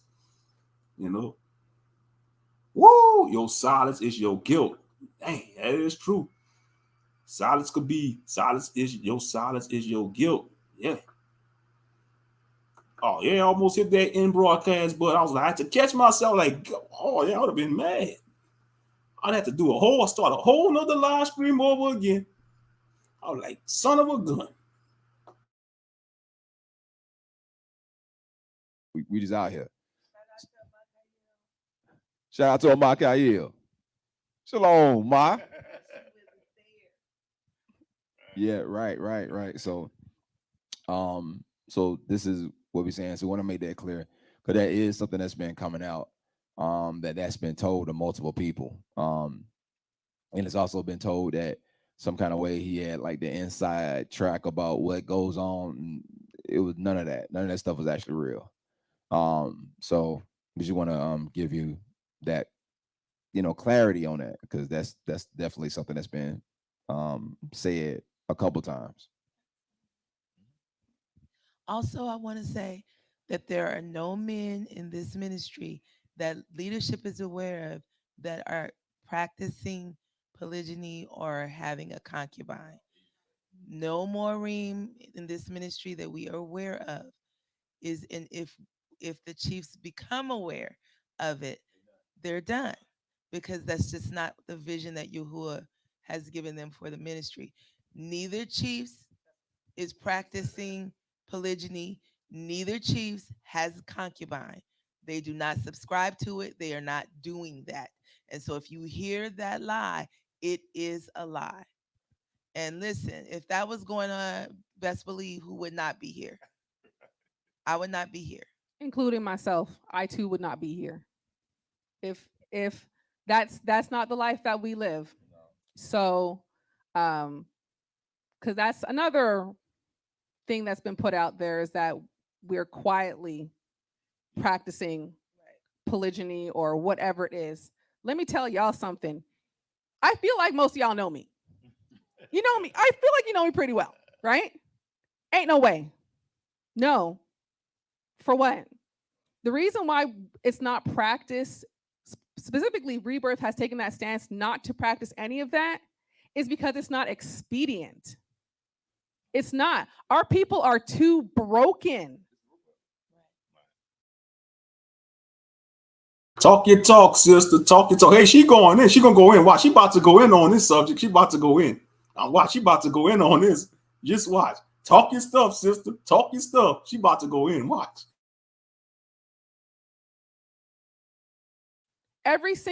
Where have we seen any tobe fruit from people today? Have we seen any tobe fruit from people today attempting to practice polygyny? Y'all heard that? Tov, that means good in Hebrew. Take T-O-V, Tov or Tov. Some people say T-U-F, Tov or Tov. There is no Tov examples of polygyny. Even in the scriptures, there is no Tov examples of polygyny. It's always negativity.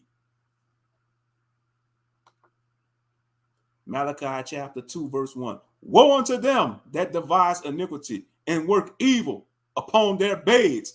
When they mourn in its light, they practice it because it's in the power of their hand. Those men knew the congregation didn't teach multiple wives, and they still went ahead and tried to overrule and practice it behind their backs. That's wickedness. It's wicked. That's betrayal. It's wickedness. Facts. And that's what Black Jack Malachi was plotting. He was trying to plot a coup de grace against Rebirth. A coup de grace. Y'all know what I'm trying to say. That French word means the uprising. A coup de grace. Damn French. I don't speak French. Damn near I butcher the English language. So you know I'm gonna butcher the French language if I butcher the English language. Shit. But yeah, she going in. This sister's going in on the subject though. We haven't seen any today. Where have we seen any tobe fruit from people today attempting to practice polygyny? We haven't seen any, because our people are too broken and distraught to be able to do something like that. You can't even maintain the one wife you got right now. Stop playing with me. So you're going to get a second one? And who was pleased with that when you can't even take care of that first one? You can't take care of that first set of children? That's foolish. That's silly. And what you're trying to do is you're trying to address your lustful needs. It's your flesh. It's not about restoring or redeeming a daughter or trying to continue a bloodline or build the nation. That ain't it. You trying to build your own self up. You looking for some type of relief for yourself, not worrying about the women either. Because if you were really following Torah, you'd make sure that all of her needs, first of all, she wouldn't be a concubine, she'd be a wife. She would have her own house separate from your first wife. And you would have to support all of her living needs and expenses. And your first wife would select who your second wife is. And also, when it's been in the scriptures, Mom, has it ever been a fun situation that we're aware of? From what we've seen in the scripts, it's always been the wives fighting, the children fighting, and the man stressed out. And the wives fighting, the children fighting, and the man stressed out. And the wives fighting, the children fighting, and the man stressed out. Oh! Oh! Oh! Oh! She hit the nail on the head. Hit him in the head with the headshot. Hit him in the head with the headshot, which is the truth, by the way, not gun violence, the truth. Hit him in the head with the headshot. Y'all heard that? The women fighting, the children fighting, and a man stressed out. Come on now. You know King David was stressed out. Man, his son rose up against him, Absalom. Man, Absalom ran him out of his own kingdom. King David was stressed out. Yeah, they think it's peaches and cream. Hell no. It's rotten fruit. It's rotten peaches and chaos. That's what it is. Rotten peaches and chaos and envy, and is a breeding ground for wickedness, you know?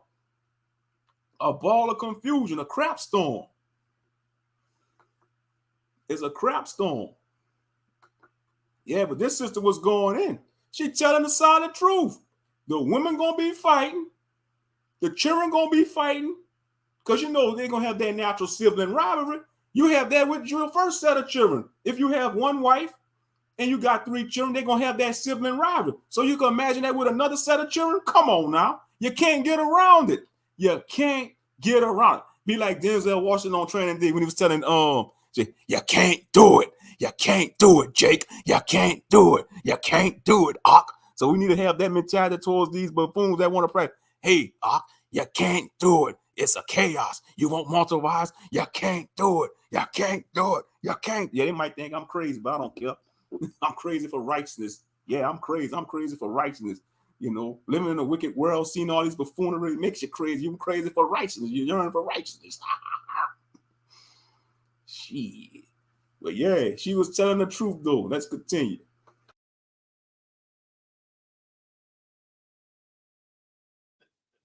Because it's a mess. We just, y'all, if you came into the awakening, here, so that's another thing too that I would like to say. The chiefs have made it very clear that if that's what's in your heart and that's something that you want to practice, that you are free to go do so, but you can't do it in rebirth. So they've never said that it's against Torah or it's not scriptural or anything like that. What they said is that we don't practice that. If it's in your heart to practice that and you and your wife think it's great, go be great and do it, but you can't do it here. And for whichever reason, people decide to stay and say, you know what, I'm going to do it here, which is wild. We're releasing you to go do it. You just can't do it here. But the reason why you try and do it here is because you want the platform and you want the infrastructure that Rebirth has. Yeah. And also, you know that these 2 men are who Yahuwah is using as leadership in the awakening. And you want them to sign off on what you're doing. If you felt confident in doing this, you wouldn't care what they do or what they say about what you do. So the very fact that you're mad about them not signing off, the very fact that you sneak and do it, The very fact that you leave and hate them because they wouldn't let you do it indicates that you recognize their authority, you just rebellious. Indicates that you recognize their authority, you just rebellious. Right. So And say also say too that there's any daughter of Zion out there that anybody is telling you that we doing. That's a lie.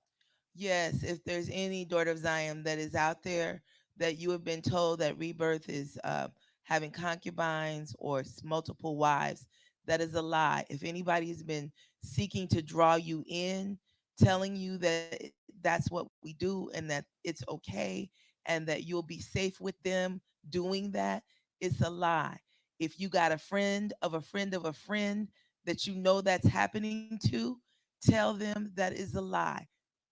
They can email me if they want to, and I'll tell them it's a lie. They can contact me on Facebook Messenger, and I'll tell them that it's a lie. This is not condoned by Rebirth. We do not believe in making daughters of Zion concubines. We don't do that. And we are not practicing multiple wives. We're not mad at you if you doing it. We don't have nothing bad to say about you if you doing that, but you're not doing it in this ministry. That's really it. I don't understand why people get so angry about that. Other than, go ahead. And just so y'all know, on multiple occasions, the Chiefs, and I was there, so I can say for a fact, they spoke with Malachi and said, "Hey, we know that you got a word or you got this fire in you to, minister and whatever. If you ever feel that you need to leave Rebirth so you can establish your own ministry, let us know."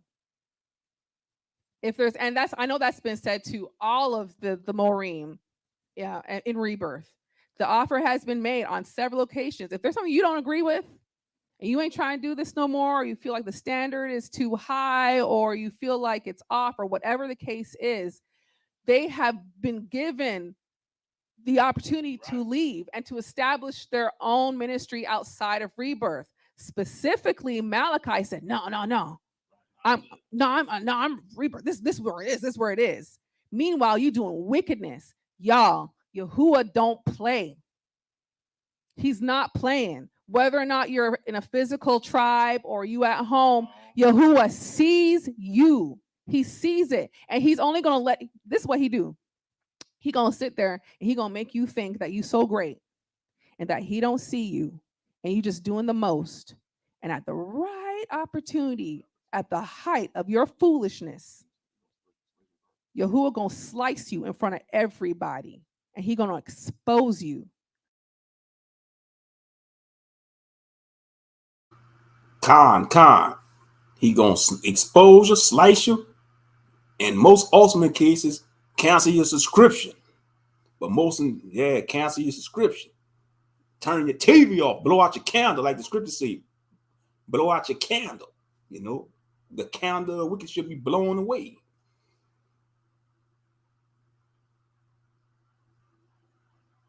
Oh, y'all going in on him? And what she was talking about, how the women fighting, the children fighting, the man stressed out, and y'all brought up the dude.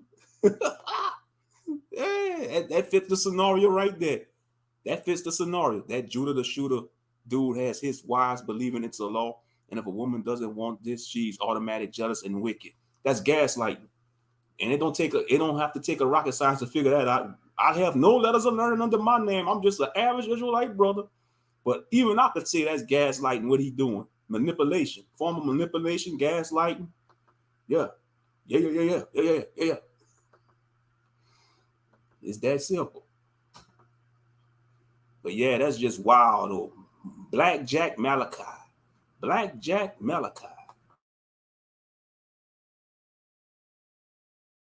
Y'all don't do it. This whole thing about Pesach and walking through that doubt was not a game. It wasn't a game. Chief said people gonna lose your minds. You gonna walk around delusion. This man think he great right now. And I'm not saying that to be funny or to jest. He is walking around and thinks this like he is the greatest and that he is borderline, he called himself Mashiach. That's a delusion. Mashiach. That's a delusion. That's a delusion. And I pray. Whoa. He called himself Hamashiach? You mean to tell me Black Jack Malachi called himself Hamashiach? Man, he better go sit his nut ass down. He delusional indeed. Tell the truth and shame the devil, sister. He is a buffoon. How dare he call himself anointed Hamashiach? And you want to steal from the congregation and go to the casino? Want to make the daughters of Zion harlots? You look at the daughters of Zion like they ain't nothing, like they some cheap harlots. Instead of trying to mold them into virtuous women and show them the way to the light of truth, and you want to make them concubines? He has to have no job. If he's spending congregation money like that, yeah, he has no job. And that's most of the scenario. He's great with no job and want multiple wives and concubines, shaking my head. Still got the worldly mentality, because you see, I saw his testimony before. He said he was in the streets. You know, he went to jail. He did some time in the pen, and he was a womanizer. He even admitted that in his testimony. He was a womanizer. So, like I said, when them old demons come back to visit, sometimes people let them in. And that's what he did. He invited them back into his porch.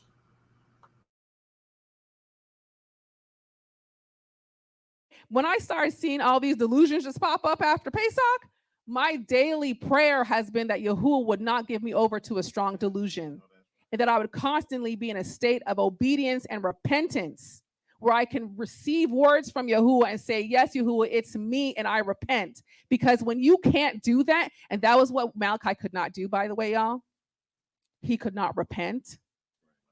And he would never allow people to minister to him and to the hurts and the traumas that he had. This is the end result of you not getting healed. When you refuse to be healed, this is your end. And by the way, for those who think that all of this is harsh, we begged Malachi to get counseling. I personally begged him to sit down and let the chiefs minister to him. I begged him to step back from trying to minister so that he didn't inadvertently hurt the sheep. This is before I found out just how much he was truly being purposeful about his wickedness. But we begged him to get help. We also gave him counseling during an earlier episode where he was sat down, and we gave him counseling, and we prayed with him and his wife and encouraged them and supported them, and how he was repaying that was by doing wickedness behind the chief's backs. So I just want to put that out there because people have opinions about, oh, we shouldn't do this to each other, and we need to come together, and we need to be unified. First of all, Yahuwah didn't never tell us to come together with wickedness. So until all of Israel is set apart and kadosh according to Yahushua HaMashiach standards, there's not going to be no unity in all of Israel. As long as there's wickedness and people doing wicked things, there cannot be a oneness in Israel, because we can't agree and come together with wickedness. And if you have the letter of the law but refuse to submit to the Ruach HaKodesh in how you walk your walk, how you treat other people, how can we unify with that? We can't unify with stealing from imams and taking sexual advantage of women and taking single mothers' income. And how can we be one with that? How can we agree with that? And if we did not put that out and call that out, and we let that sin stay in the camp, in the midst of us, what will Yahuwah do to us? How would Yahushua judge that? So I just, laying it out there for the oneness argument. That's what he want. He don't want righteousness. He want money, and he want a peach orchard. He want a peach orchard and money. Yeah, he still is a womanizer. Yeah, you see that they still got that worldly mentality. Even though he teach, he reads scripts, but he still don't want to let that side of him go, that old man. He don't want to kill that old man off. And now he going to because they caught him at the casino gambling with the congregation money. I tell you.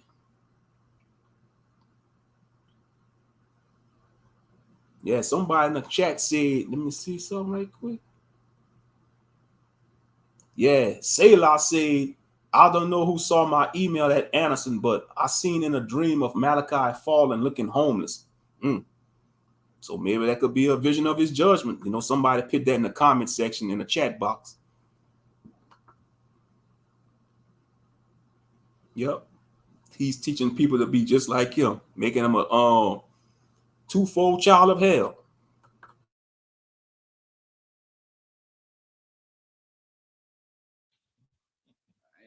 I ain't been trying to be one. Me and Chief ain't trying to be one for I don't know how long. Y'all was watching the wrong ministry. Right.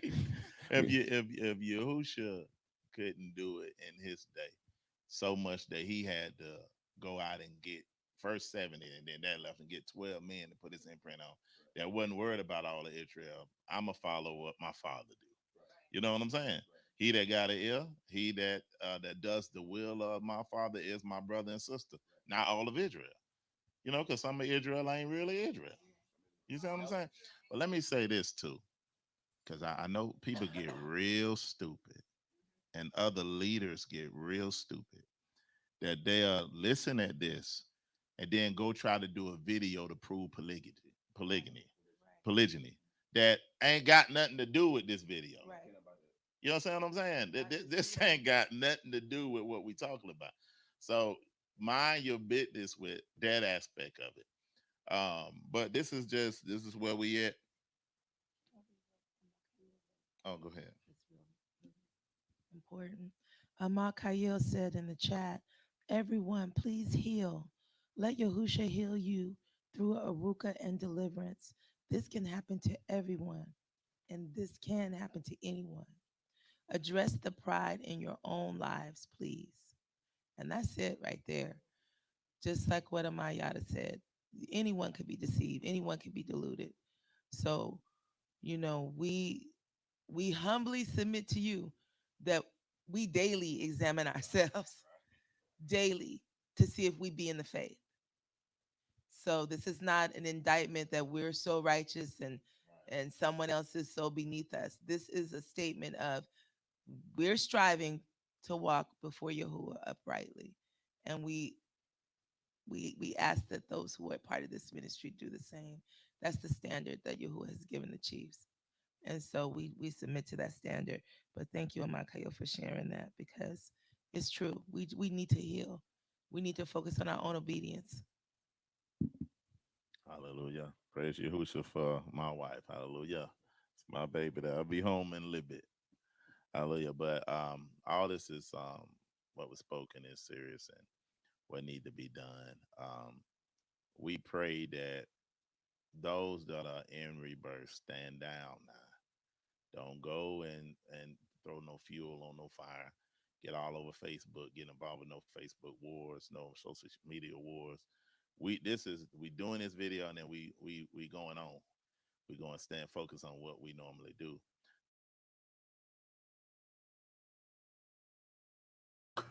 Yeah, was good. But yeah, I ain't gonna play all of it. I just want to show the details of it. But it just shows you that the Most High is exposing a lot of these wicked leaders. You know, and Black Jack Malachi, he got kicked out of Rebirth, and he was rebellion. He called him out for what he was. He was rebellion. He was rebelling. He tried to overthrow the ministry, trying to throw a wrench in the ministry. But the Most High prevailed. Okay, let me see the comments. All praise to the Most High Yah. Your ministry has been a pivotal for my growth. Your example of holiness and righteousness are consistent. Thank you for your transparency. Your ministry is a tremendous blessing. Told our Chief Moshe, Chief Yahusha, Amma Chayil, Amma Yada, Amma Malakah, for your steadfastness and faithfulness and a love for the Mishpachah. You have our support. Sending a harbor from heart, or a harbor.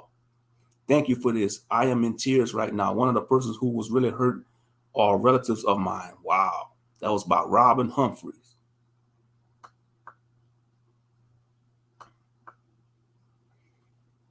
Yeah.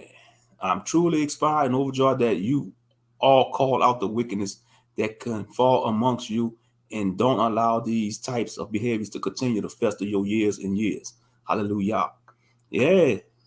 And that's just been on his heart. He wants to overthrow the ministry, but he failed miserably. Now he just gonna have to do his own thing now. You have to do his own thing.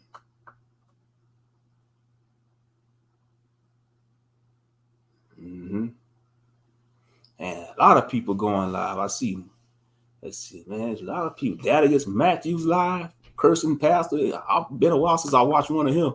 All he do is cuss and talk buffoonery. The cussing pastor. But yeah, a lot of wickedness being exposed. Black Jack Malachi. He was taking advantage of women, trying to make them concubines, stealing from the women in the congregation, stealing the money. You put all your money in a congregation or a church, it's supposed to be for emergency funds and to build up the body of the church, not for your personal gain. And that's what he was doing. He was using the money, going to the casino. And then they say he never had no other source of income. So that means he had no main job. He had no job. He was probably living off of the congregation funds. No good. No good. Lying, skeezy, sliming bastard. That's what he was. A lying, conniving bastard. And I said it and I meant it. Mm-hmm. Yep. And I hate to say there's going to be more exposure in Israel, amongst the Israelites. It's sad, but that's just been his intentions from the beginning. He probably was scheming to go down that route. There's so many things going around the world. Our people are broken. A lot of our men and women are damaged. A lot of our brothers, had rough upbringings. Our sisters been molested as young women. Had their purity stolen from them by a wicked relative. Or gave themselves to a no good man, when they was young. Been taken advantage of, and yet you got buffoons out there want to say, I want multiple wives. You don't know, a lot of y'all want multiple wives, but y'all not healed. Y'all don't want to be healed first from what's plaguing y'all. Y'all don't want to get spiritual healing from Yahshua HaMashiach. But y'all want to try to have a stable of women. Y'all want a peach orchard and money. And y'all want to sit on y'all lazy behind and don't want to work. Different from a baby boy. Baby boys with fringes on and garments. Y'all baby boys with fringes and beards. A lot of y'all Israelites in this movement. Y'all bummites. Y'all baby boy. Y'all Jody with fringes. Y'all Jody with fringes. Y'all living off of women. She going bust her back on a job. Working 8-10 hours a day. Then you expect her to come home, rub your feet, clean the dishes after you had the kitchen full of 30 dishes, and you could have cleaned up behind yourself. You a no good piece of shit. And I said it and I meant it. You are a no good piece of shit. This is real talk with Moshe, unfiltered. You sit on your fat, lazy ass, or even if you in shape, even if you work out all day, you still a lazy bum. You sit on your ass all day. You don't want to work. You can't keep a job. I can't stand men like that. I really do. Whether they're in the world or this truth, I always had to stand for men like that, living off a woman. They drop their woman off to the job, the woman paying all the bills, and he sit on his last all day, and all he good for is to eat shit and lay pipe. If I could have had things my way, this should be a crime. They need to be put in jail. I don't know. If I had a country, y'all lucky I don't have a country, because I'd be a dictator behind shit like that. You living off a woman, you abusing these women, and when they get tired of your dumb, lazy ass, they want to kick you out, and now you want to get all mad. You want to beat on them and cry wolf. No, get a job. Be a man for once. Grow a pair of balls, stand up straight, and be a man. Be a fucking man for once. Stop being a boy, because that's what boys do. Live off of a woman. If she working, you work too. Two incomes if it have to be. If you could be the breadwinner, make all the money, but the day and age we live in, two incomes is better than one because we in difficult times, inflation. So it'd be better for a man and woman to work because I was raised in a two-parent household. Both my mama and daddy worked to take care of me and my brother. And I appreciate what my parents done for me and my brother growing up as short leggers. But yeah, these damn baby boys out here, whether they're in the truth or in the world, I can't stand it. That shit pisses me off. They drive their girlfriend or wife car and they sit at home all day, or they go around hang out with their homeboys, or go mess with their side chick while she at work, stressing the woman out. Stressing the woman out. She slaving at the damn job for 8-10 hours a day, dealing with these toxic coworkers and toxic supervisors and shit. And he's just at home doing nothing.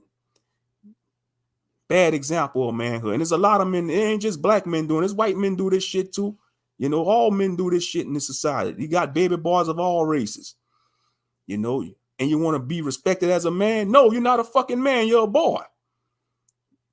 The world don't see you as a man, you're a boy. And then you want to get mad and get all emotional and want to fight and shit because they're calling you out for your bullshit.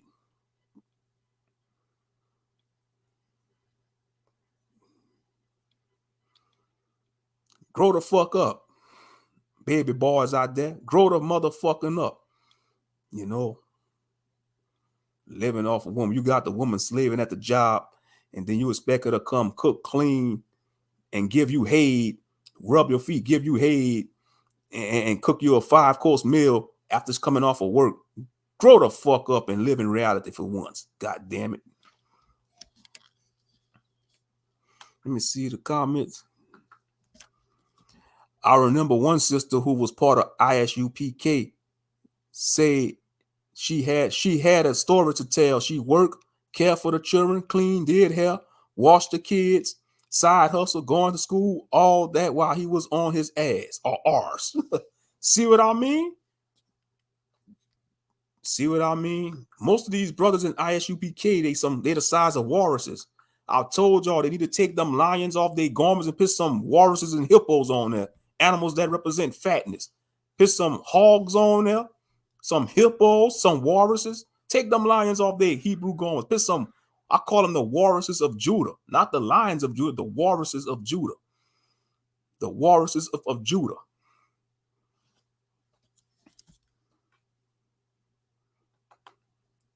Con, two-parent household, times are hard, rent high. You could work part-time instead of being on YouTube all day. Con, that's right.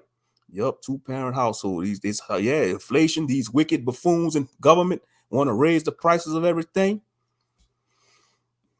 Another was a nurse. She hated him having another wife, and she brought him a new truck, gave him a whole paycheck, cook, did everything, and he doesn't work. Go on the street to corner and yell and scream all day. He pathetic. That's a piece of shit, Eve. You call that a piece of shit. And like I say, I'm being unfiltered right now. Y'all know y'all brother Moshe could be unfiltered, whether he drunk or sober. I'm just telling I'm being transparent. Whether I'm drunk or sober, I could be unfiltered. But he a piece of shit. And nurse, let me tell you something about our sisters in the medical field. That's a stressful job. Nurses work long hours.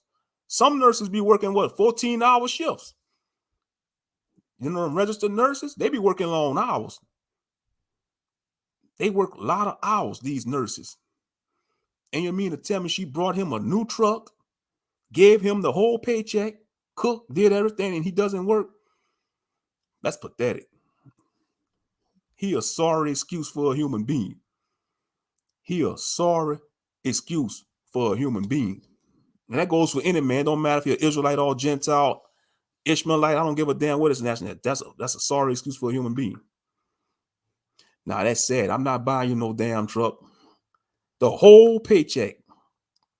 And all he do is sit on his ass and scream all day at Gentiles and other Negroes, pushing lies like that 12 tribe chart. Yeah, that's 12 hours. Yeah, they work like 10 to 12 hour shifts. Sometimes they work 14 hours, Nama. It all depends, the schedule. It all depends, how the workflow is at the hospital. Yeah. Nurses work from 7 p.m. to 7 a.m. Exactly. That's the graveyard shift. That's closing. That's the night to the morning. Yeah, that's stressful jobs. They work long hours. Long hours. Because I got a cousin on my dad's side. She a registered nurse. She doing well for herself, but she work long hours. She work long hours. But yeah. Living off their wives, but they want multiple wives. They want a harem. And then they want to get mad at brothers like K. Judah, me, and other brothers that preach against religion. We ain't gonna knock brothers that want to do it, but we gotta, as men, we supposed to think with logic. Y'all want to talk about men think with logic and women be emotional, but you gotta look at the times we in. We in 2022. We in captivity. We in the Western world. We under these Gentiles. And you gotta look at the times we're living in. It's hard to maintain one household. If you got one wife and children, it's hard to maintain that. But you want to add on to that? What a moron y'all are. Morons y'all are. Buffoons you is. Yoda's voice. To the best of my ability. But for real, though, all jokes aside, they are stupid. They are stupid. Exactly. Yep. Ever since the pandemic, yep. There's a shortage in all fields, to be honest. There's a shortage in nursing, trucking. Yeah, it's so bad. They offering free programs to train you to drive trucks and do other trades. Yeah, it's that bad. It's getting that bad. Ever since the pandemic started and they've been giving people them unemployment checks, that made people more lazy and spoiled. They don't want to go back to work. They don't want to go back to work. They want to live off these unemployment benefits. But hey, they created that monster. So, like I said, you open Pandora's box, all levels of chaos gonna come and be unfold.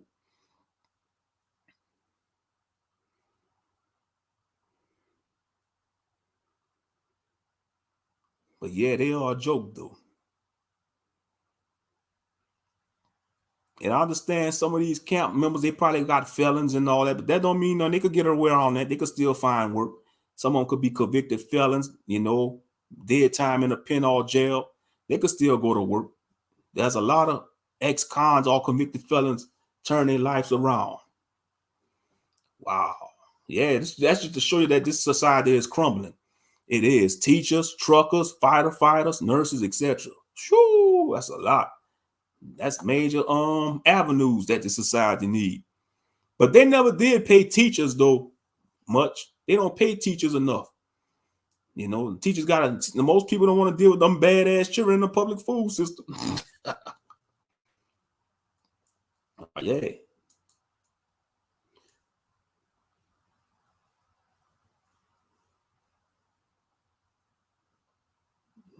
I really wish I had got my CDLs a while back. They need school bus drivers. Yeah, they have a shortage of that too. School bus drivers. Yeah. People just don't want to work. I guess they either trying to start their own businesses or going into other avenues and other trades like IT and tech and all that. Yeah. I was talking about that, like the tradesmen are getting older. If they don't have a new generation of tradesmen, that's gonna be a bad sign. Who gonna do the fix like the plumbers and the electricians and all that? It's gonna be a shortage of tradesmen. The blue collar type jobs, people that fix the be the fixers of society, like fix the air conditioning, plumbing and all that. Yeah, because if you look at the youngsters today, the younger generation, Generation Z and Generation Alpha, they're not motivated. They just want to be on social media. They want to party and bullshit, and it's just not Generation Z. It's people in my generation to the millennials. Because like I say, all generations got their buffoons, whether it's Generation Z, Alpha, Millennial, X, and the boomers. Even the boomers had their buffoons. Boomer buffoons. China is back on lockdown again. Wow. Shit, they probably panicking. Got them on lockdown again.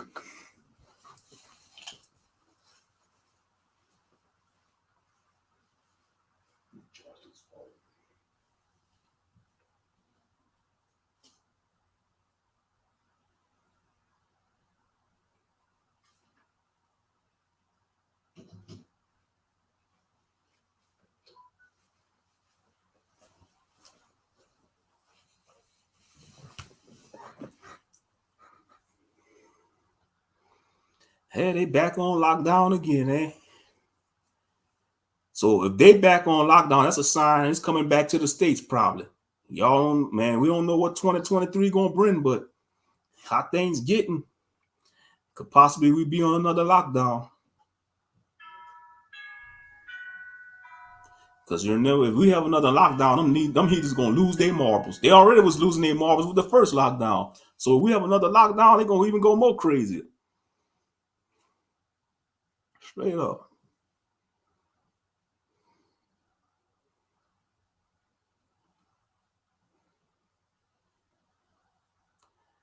But yeah, you know, I touch base on what I need to touch base on.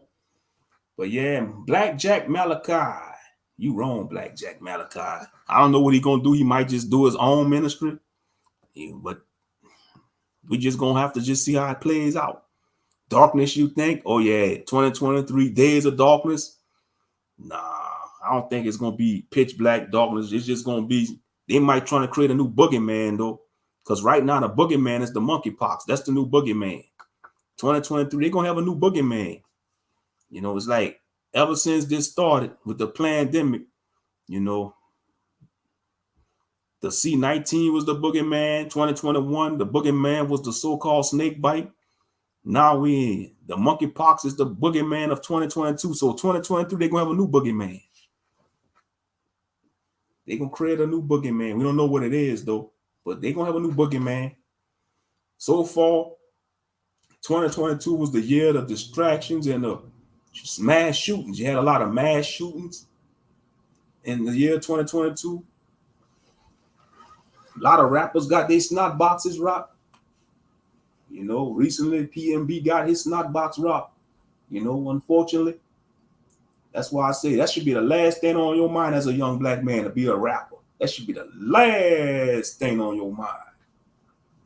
You know, because these record labels are demonic. You nothing. Or already know, yeah, you was being funny. Yeah, we still gonna address it though. Most High willing in 2023. We'll give them about at least a couple of months. But we gonna I'm gonna address it about the days of darkness. Yeah, but we don't know who we don't know what the boogeyman gonna be in 2023. Boogeyman. Yeah. They used to tell that to us back in the real sure. You better get out that room, boy. The boogeyman gonna get you. They used to use that to scare the boogeyman.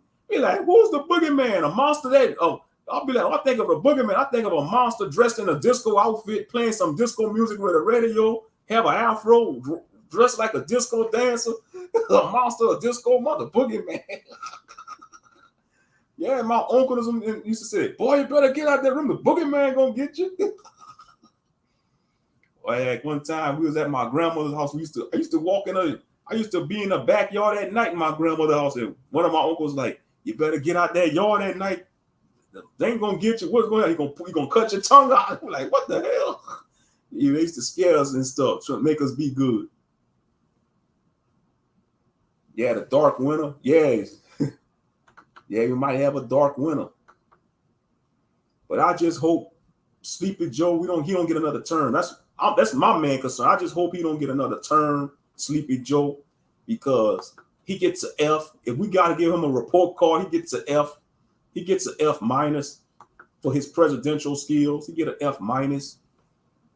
You know, F minus. Straight up. Get a negative. He get a negative 0 F. He don't even get a 0 F. He get a negative 15 F. Something lower than 0. Negative. He in the negatives. He in a negative 15. If he had to grade his report card, he get a negative 15 F. Negative 15 F. Something lower than 0.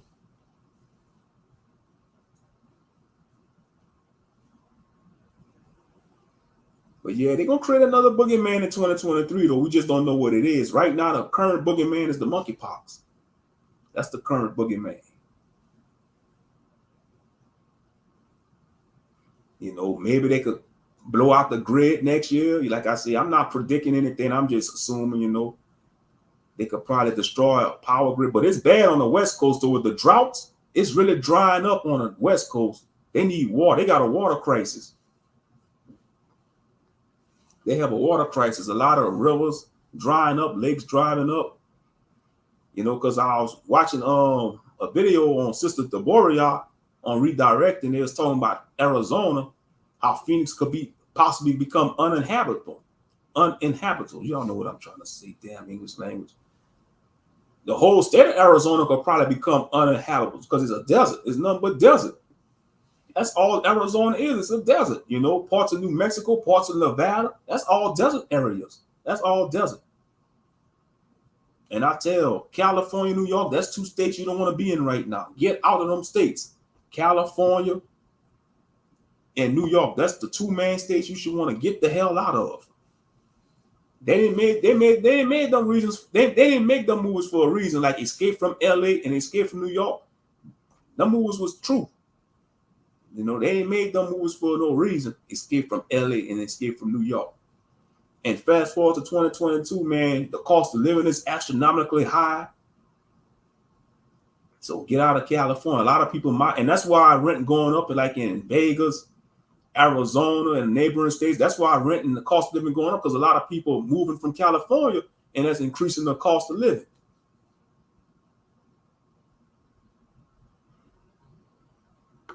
Man, that's bad. Mississippi water crisis. Their water is contaminated and black.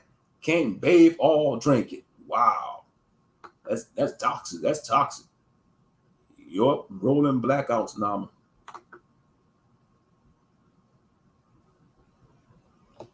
Man, I would have been left New York City with my Timberlands on. Timberlands, New York Timberlands on. 10 toes down. We leaving New York. 10 toes down. I'm serious. They need to get the hell out of New York. Come back down south. You know, there's a lot of states in the south. You know, that's why I say I think the majority, like our people in California, they coming back either to the southern states. They going to Texas. They coming to Louisiana. You know, they coming back south.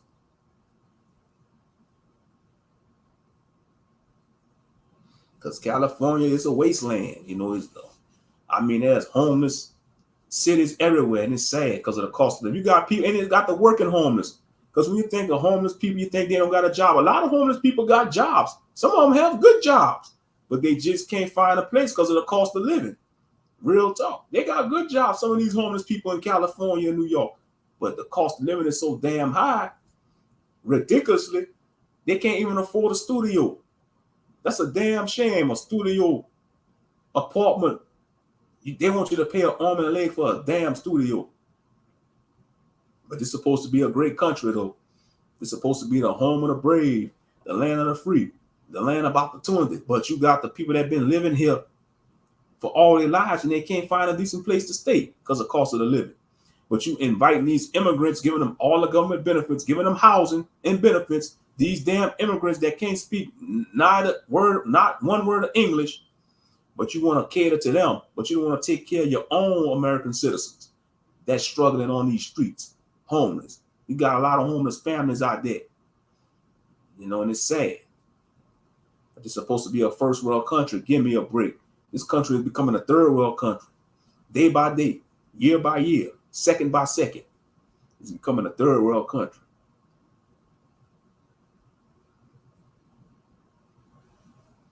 And these liberals and politicians ain't doing nothing about it. It don't matter if they're Republicans or Democrats.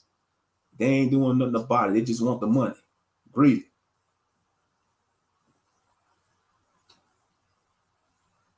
Yep, they ain't gonna fix it because it's a black area. They saying they can't fix the water in Mississippi because you know why. They're black, just like Flint, Michigan, shaking my head. Yeah, exactly. If there'd have been a white area, they'd have replaced all them pipes. But since it's a black area, they're gonna let the water stay that way.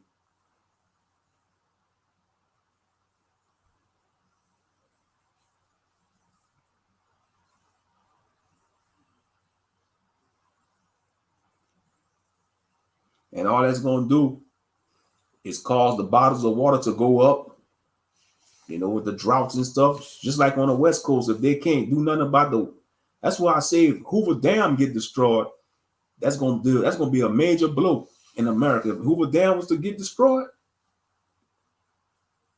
because the Hoover Dam power a lot of electric grids. The Hoover Dam.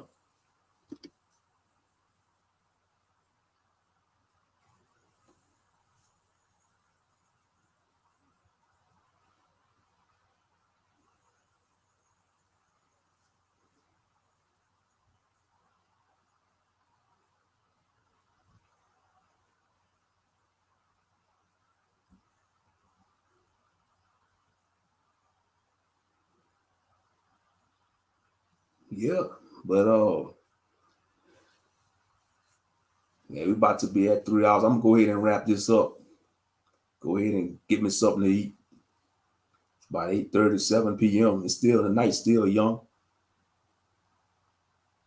Oh man, I won't drink that indeed. If it looks like that. Yuck. Looks like diarrhea coming out the faucet and they expect them to drink that. Hell no, don't drink that crap if it looks like that. Disgusting.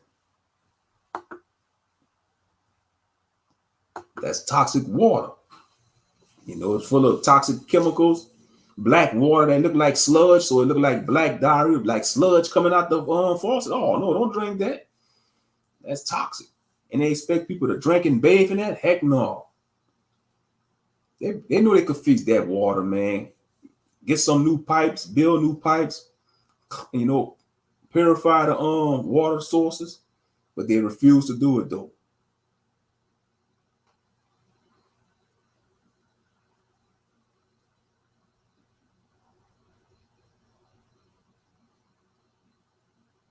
But yeah, I can go ahead and wrap this live stream up. Thank y'all for coming through. Big salute to y'all family, cleanup crew, and those watching in the clouds. Big salute to y'all. But yeah, go ahead and wrap this up.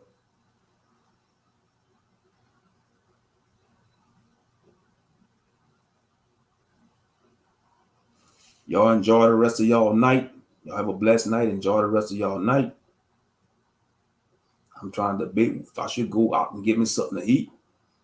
Because I got food here. I could give me something to eat over here, but I got food. But, I might go get me some Checkers, some deep sea doubles. Last time I went to Checkers, they didn't have no fish. I had to get the chicken sandwiches at Checkers. Last time I went to Checkers.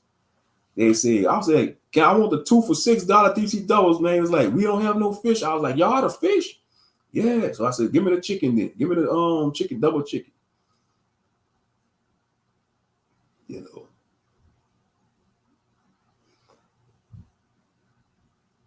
So I might go over there, see what they have. Might go pay them a visit. Yeah, I can't go to Shawarma guys because they close at 8. I should have went early. I thought about going to them early after I went to get my hair. But I just went home though. Great life, Moshe Barakatah. I wanted pizza. I had pizza the other night, Nama Real from Domino's. That was Saturday night. I ordered me some pizza. That was Saturday night. Yeah, I had me pizza from Domino's. And some chicken bites, like the little bonus chicken bites. Yeah, I think I had black olive and mushrooms. And my other pizza was tomato and spinach, I think I had on it.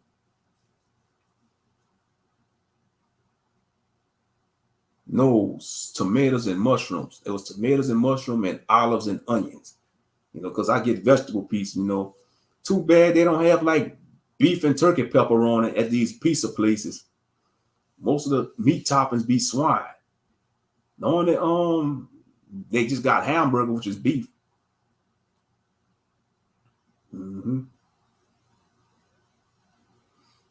But yeah, I had that the other night, Saturday. I had the Domino's.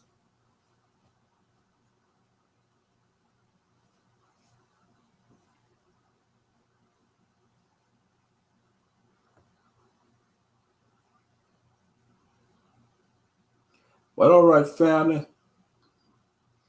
Y'all have a blessed night. I love y'all with the pure heart. May the Most High bless and keep y'all. Keep the hedge protection around you and your households. I'm gonna go ahead and sign off.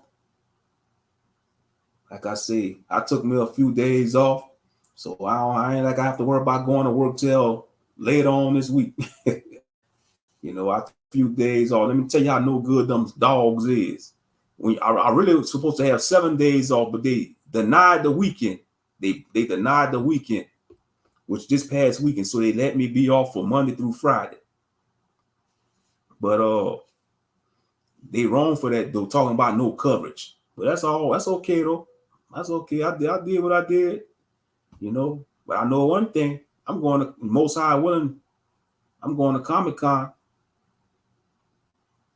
That's Sunday, October the 2nd. I'm Comic-Con. Whether they give me the day off, I'm still going. Because life is too short. Because let me tell you something about some of these jobs. Some of these jobs want you to devote your very life to them. They act like you have no life. They act like you have no life. Appreciate it. Great live. Thank you. I'm serious. I'm gonna just touch base on this for a few minutes, then I'm gonna go ahead and get off of here. But yeah, some of these jobs, they want you to have life. You work hard for your PTO time, right? And you request it all. Okay, you work hard for your PTO time. You earn that. You request time off. They should give that to you automatically, no questions asked. No questions asked. But they want to try to be selective on what days they could give off, talking about no coverage. Man, get out of here with that buffoonery. You know? Get out of here with that buffoonery. You work hard for your PTO. You're supposed to get it off every time you request it. No questions asked, whether they have coverage or not. But I know one thing, I requested off the 2nd, because matter of fact, let me Google it. Let me make sure. Louisiana Comic-Con. I'm going to Google it right quick. Come on, Google. Be cooperative, damn it. There we go. It's going to be in Lafayette, Louisiana. Let me make sure. Yep, October 1st and 2nd. Cajun Dome Convention. I'm on the website now.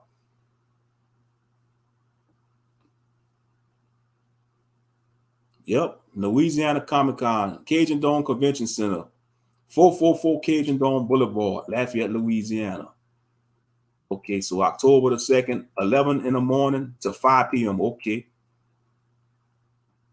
Okay, pre-sale tickets, admission, $30 per day, $50 for the weekend. I'm just going one day.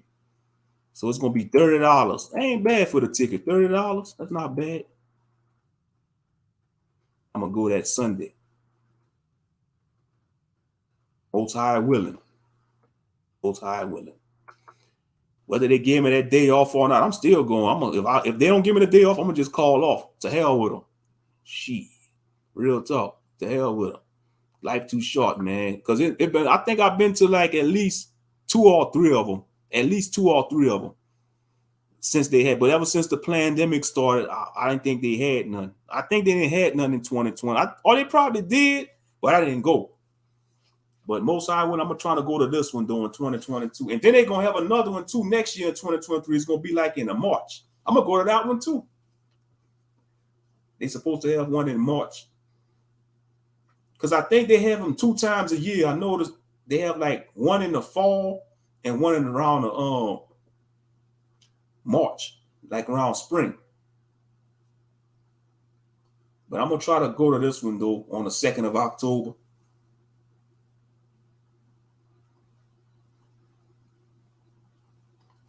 But yeah, like I say, these jobs though, man, they want you to have no life. Think about people with children. They miss their children's birthday party. You know how sad some of these mothers have to call in. What it's called, Moshe? Comic-Con. Louisiana Comic-Con. It's like a comic book convention. You're going to have people dress up as superheroes and anime characters, you know? And they're going to have like independent comic book writers selling their comic books and stuff. You could buy all type of stuff, t-shirts, you know, all kind of trinkets and stuff. You know, it's a convention, you know, comic book convention. They got them all over the country. They got different type of cons, you know, on certain type of stuff. I'm sure they have them in y'all states too. You know, different conventions. They call them certain type of cons. You know. Yeah, but what I want to see, get my train of thought back. But yeah, these jobs, like I said, you know how many mothers got to call in so they could just do something for their children on their birthday, you know, or events, you know, go to a school event. That's sad, you know. Jobs need to realize people got a life besides their work. Some of these bunk damn jobs, exactly. And then they want to get mad when people call off. Some of these people call off, fathers and mothers call off so they could spend time with their children. Like I said before, I think they should pass a mandate that is a 4-day work week. It's a 4-day work week. You know, you'll be off Friday, Saturday, and Sunday. They should have a mandate. You know, have a 4-day work week. Or you could switch it. Say if you want to be off 3 days a week, you know, you could work like maybe Monday, Tuesday, Wednesday. And if you want to work the weekend, you let you work the weekend, but you have 4 days, 3 days off. But I think it should be a 3-day weekend. You should have a 4-day work week, and the weekend should be for yours to spend time with their family. Exactly. If I was running this show, the work week would be Monday through Thursday. You have Friday, Saturday, and Sunday off. That'll be the policy. And I understand, you know, some places, businesses got to operate on weekends, you know, like certain things, but I guess times have changed, you know, because people still might want to go shop on the weekends, you know, like shop at the mall on weekends. That's why I say, you know, it have to be a balance, you know, but I think it should be a 4-day work week and you have 3 days off.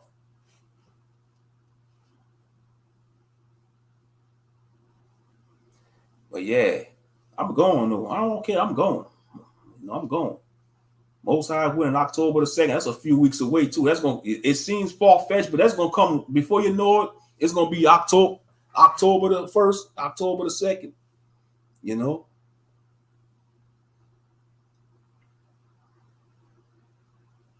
You know, Most High willing, give me the strength to make it there in one piece. Rain or shine, I'm gonna go. I'm gonna try to make it. Rain or shine.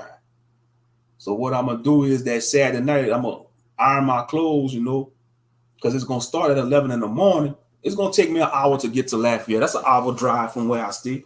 I'm used to driving to Lafayette. That's gonna take me an hour to get there. You know, I want to go to the mall today. I might go to the mall tomorrow or sometime this week. I want to just go to the mall today, but I got too lazy. I went and get my haircut early, came home and chillaxed, and that just made me lazy. I didn't want to get out after that. The introvert just kicked in. I didn't want to get out after that. You know, because I wanted to go to the mall today, you know, just to look for me some shoes, some Converse shoes, you know, to be curious, because it's been ages. I think it's been 2 years since I've been to the mall, because I checked on Google. That's one thing about Google. It tells you, you know, when was the last time you visited a certain place on the Google Maps, and I Googled the mall. It was 2 years since I've been there. 2 years. 2 years. So I might probably go tomorrow, or I might go Thursday or Friday. You know, I might go towards the end of the week. You know, it all depends. But yeah, Most High, when I'm still going to Comic-Con though. Whether they give me the day off or not, I'm still going. And I'll tell them the reason why I call him. Like, look, I wanted this day off because I want to go to Comic-Con. Y'all penalize me for it. Oh, well, I don't care. You know? Because you still got to enjoy your life on the, you know, whether I don't care where you work at, you still got to enjoy your life. Because they do it. Let me tell you something, man. These supervisors and managers, you best believe they be off on the holidays. Most of them buffoons at my job, they be off on the holidays. But they expect the regular workers to be come in.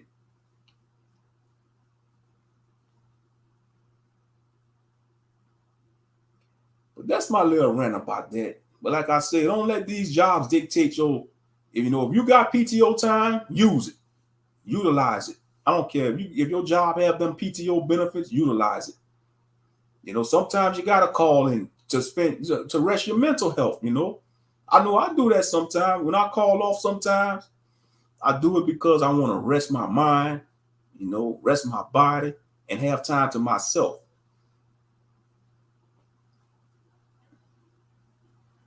And ain't nothing wrong with that.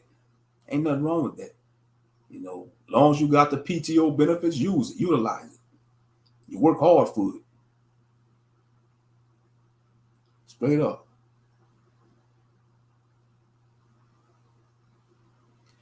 But all right, family, I'm gonna go ahead and get off of it. I know I'm saying it, but I'm continuing talking. I'm rambling on. That's how I be. That's how I used to do when I first started doing content. Man, they had many live streams. I say I'm about to get off, and before you know it, the live stream ended up being what 7-8 hours long. that was like when I first started doing content.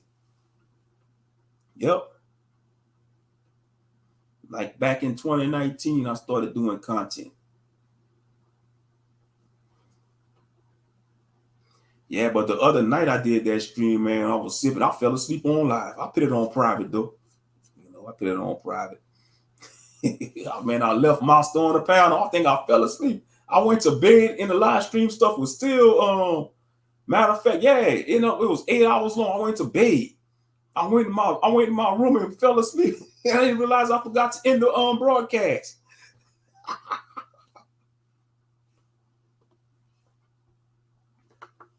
I haven't been to the mall since 2019, Moshe. Wow. That's what's up. But to be honest, now you're not really missing anything. You're not really missing anything.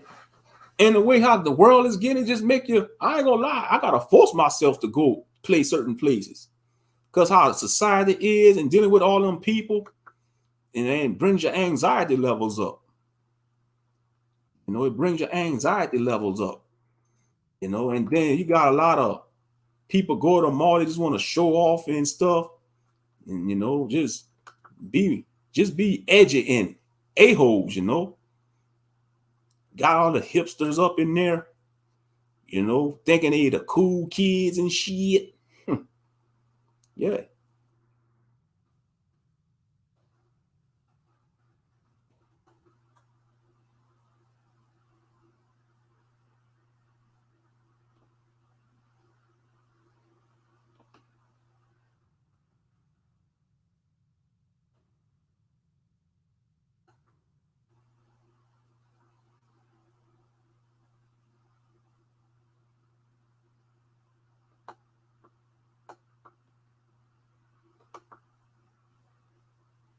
Yeah, I'm on Converse.com now. I'll probably get the 11 and a half. I normally wear a size 11. Sometimes I wear size 12.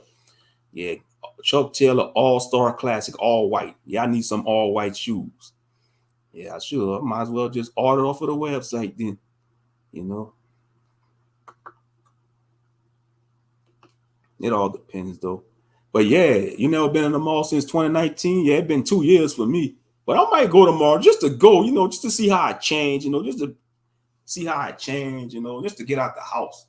Sometimes I got to force myself to get out the house. Being an introvert, I'm so introverted. I guess the older you get, the introvert spirit, it grows stronger in you. That's just my opinion, you know. The introvert nature of you grows stronger as the older you get. And like I said, the older you get, the circle gets smaller and smaller. That's just the course of life, the journey of life. Your circle gets smaller and smaller as you get older as a human. And that's real talk. You know, that is real talk. Because, you know, sometimes you form friendships with people and bonds with people. And sometimes you grow apart, you know. You grow apart. And it could be hurtful sometimes, especially for us Taurians. Because it says when people come into our life as a Taurus, we quickly gravitate towards them quickly, especially if they give us good energy. We fall in love with them quickly. And when they grow apart from us, you know, we get devastated sometimes. You know, us as Taurians, you know.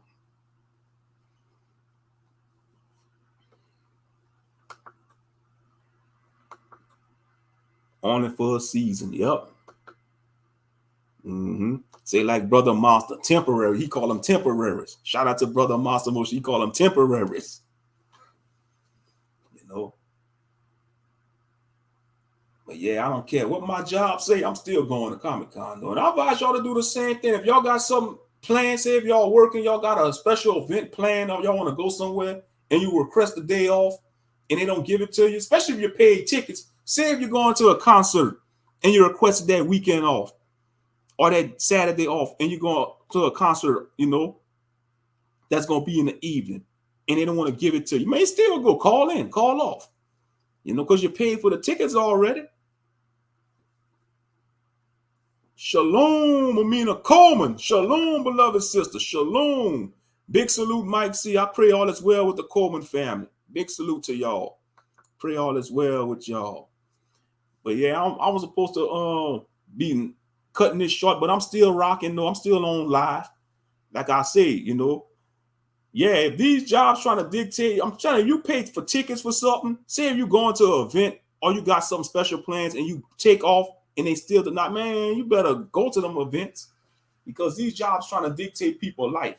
Miss y'all. Yeah, we miss you too. We figure sometimes you got to take time, and you got a lot on your plate, sister Amina Coleman.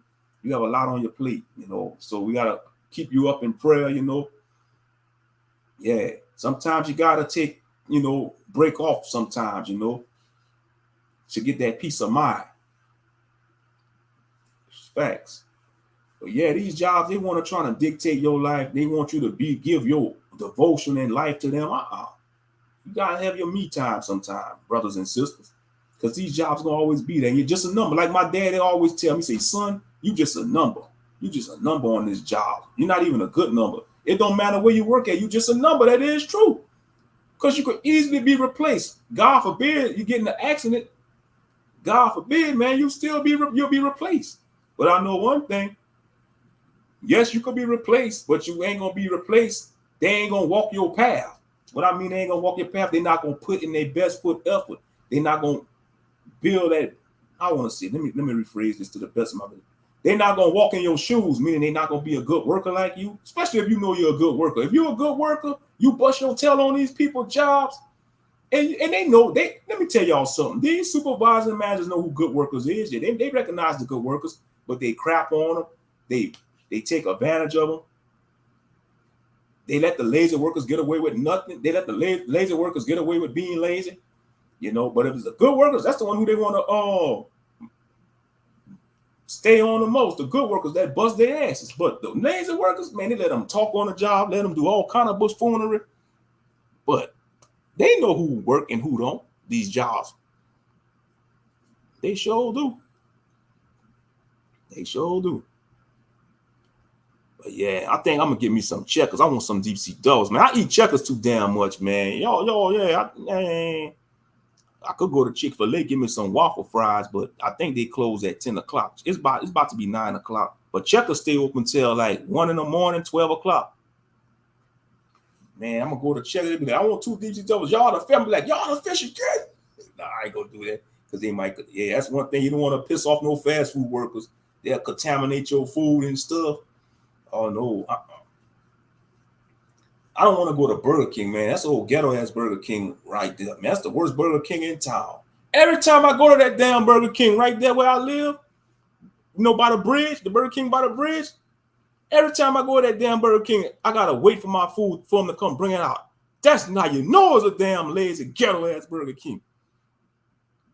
Because when you order some food, you expect to get your food at the window. No, it'd be like, no, pull up in the front. Like, damn it, not again. Shit. It burns me up, though. Y'all got checkers up there? Some places they call it rallies. Checkers packed up and left from around. Oh, they left. Oh, okay, so y'all don't got them in that area. It's mainly like down south, you got checkers and rallies. I don't think they have too many of them on the West Coast either. I think it's like mostly in southern states they have checkers and rallies. Now I know Jack in the Box is big in Texas. I don't think we have any Jack in the Boxes in Louisiana. Because when we went to Texas, they had them out there, Jack in the Box.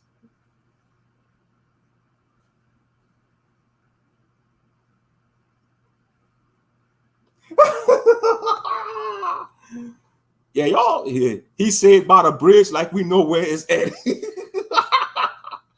Y'all know what bridge I'm talking about. I filmed myself walking on that bridge before. When I did a walk and talk, I was walking around town. I walked on that bridge before. It's a bridge by the movie theaters. It's a bridge. It's called the Bo Ackle Bridge. Yeah, I walked on that bridge before. That's a big bridge, too.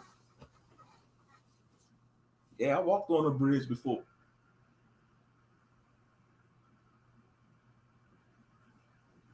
Oh, okay. Yep, we had both of them. Even in Delaware, they left. Jack in the Box left in the early 80s. Wow, way in the early 80s they left? Yeah, so I figure they probably did better down south. Because they got a lot of them in Texas. Jack in the Box. I mean, we went to Houston before, we went to Galveston this summer. They had one out there. Mm-hmm. Well, I don't think we have them. We got Arby's down here in this city, but Arby's is crap. Don't get from, man, Arby's could go. They need Arby's could go. I don't care if Arby's go out of business. I won't even be bad. I won't even be sad because Arby's suck. They put too much sauce on their damn stuff. Like when I got the buffalo chicken wrap, them buffoons doused that crap with too much buffalo sauce. It was too tangy. They put too much sauce on the damn wrap, the buffalo wrap. I couldn't even enjoy it. I just ate one half and I threw the other half away. I couldn't even enjoy it. It's like they doused it with too much sauce. And that was the nail in the coffin for me. I will not patronize business with Arby's no more. I'm sorry, I can't do it. Even they fries, crap. I got the regular fries, man. Things were so bland. Felt like I was just eating water, like they was coated. I mean, it was bland. Exactly, that's true. I agree. Arby's ain't never been for us anyway. LOL. I agree, and that was just a sign that I need to stop patronizing them. That was the last straw, Sister Amina Colvin. Ever since I got that buffalo chicken wrap, and they had too much sauce on that, like I don't even like that. I don't even like too much mayonnaise or too much stuff on my burgers. It got to be a decent amount.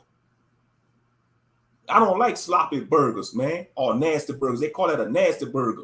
I have one of my uncles. He said, "I want that nasty burger, man. Meaning there's too much mayonnaise on it. I mean, it's sloppy. I don't like that. Ugh, I don't like sloppy burgers.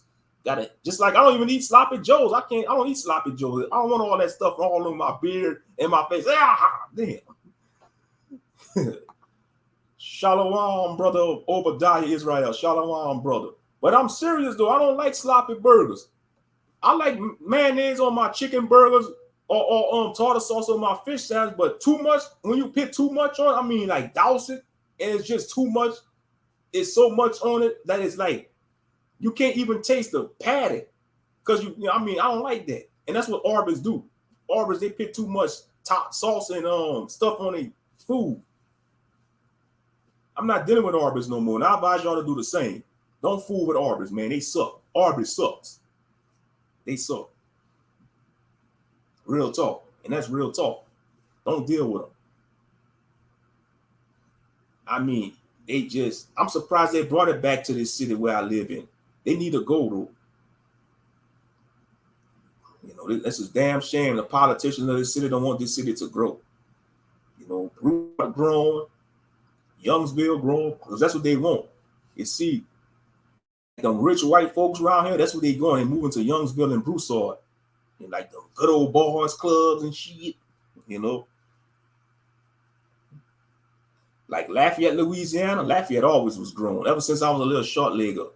Man, we go to Lafayette, man, they always building something new. I can go drive to Lafayette right now. I guarantee you. I can go drive to Lafayette right now, and I'll find some new buildings they building. Lafayette always was growing. Ever since the 80s, since the 90s, 2000s, 2010s, and now 2020s. Lafayette is still growing. But this city, man, they want to keep this city way back because they pocket that money, though. These politicians and government officials, they pocket that money. They corrupt. They don't want to bring jobs over here. You see, you got to bring jobs, but I understand, you know, even if you bring job opportunities to certain cities, people still don't want to work, though. People don't want to work. They just want to be shiftless. You know, like I say, man, this society is on its last legs. This society is on its last leg. But I pray all is well with your brother Obadiah Israel. Pray all is well with your brother. I mean, I touched base on a few topics. Touched base about the rapper PnB getting killed, about the curse of social media. We talked about the incident that happened at Rebirth of a Nation with Malachi. I ain't gonna call him Murray. I'm just calling him Black Jack Malachi, Blackjack Malachi. That's what I call him. So y'all can listen to the rebroadcast, skim through it, the replay, you know, skim through certain parts that y'all want to hear. You know, big deal. We all do that. We skim through stuff like if we miss a live stream. Sometimes we listen to the whole thing, but I don't mind if y'all skim through it, you know, because that's just human nature. You know, you might want to skim through to certain events, you know, certain parts. Because I do it like if I'm watching a YouTube video, I'll be like, man, get to the point with all that intro. Don't know. I fast forward to when they talking about this stuff, but get to the damn point. Shit. But yeah.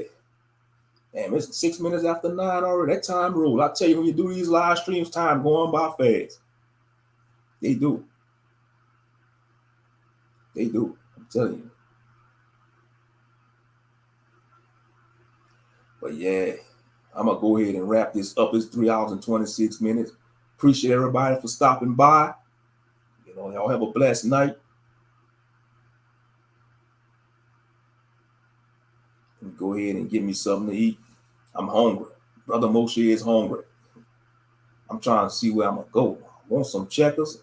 I could either go to Checkers or Chick-fil-A, or I could just go to the store and get me something too. If I don't feel like dealing with fast food. I could have took me something down to cook too, but I was lazy. You know. It bees like that sometimes. But it is what it is. McDonald's, no, I don't McDonald's, I don't fool with them like that, Eve. I rarely eat at McDonald's. The only way I'm gonna go to McDonald's is if I'm desperate. If I'm really hungry that bad, or somebody offer it to me, you know. But most of the time I don't go to McDonald's. Now I ain't gonna lie, before I was in the truth, I used to tear up them breakfast burritos. I used to kill them breakfast burritos. Like at my job, man, you know, before I go to work, I used to like stop by at McDonald's and give me like 3 breakfast burritos. You know, give me like 3 breakfast burritos and like 2 hash browns. But I don't eat them no more because they got pork in them. I got pork in them. They got pork in that damn thing. You know, they want to put pork in every goddamn thing. That's a damn shame. But yeah, I used to tear up them breakfast burritos. I used to pay for it in the long run. Sometimes they'd give me the run. It was worth it, but I don't eat that crap no more, though. It got swine in it. You know, it got swine in it. Yes, indeed. But yeah, I don't fool with Mickey D's. Now I ain't gonna lie, I like their filet o fish sandwich, they fish burgers. They fish burgers all right, but man, why Popeyes? Why y'all got rid of the flounder sandwich? They took the flounder sandwich off the menu at Popeyes. The flounder sandwich. You know, they took the flounder sandwich away. So now I gotta go back to the second. Go to Checkers, get the Checkers fish sandwich, the deep sea double.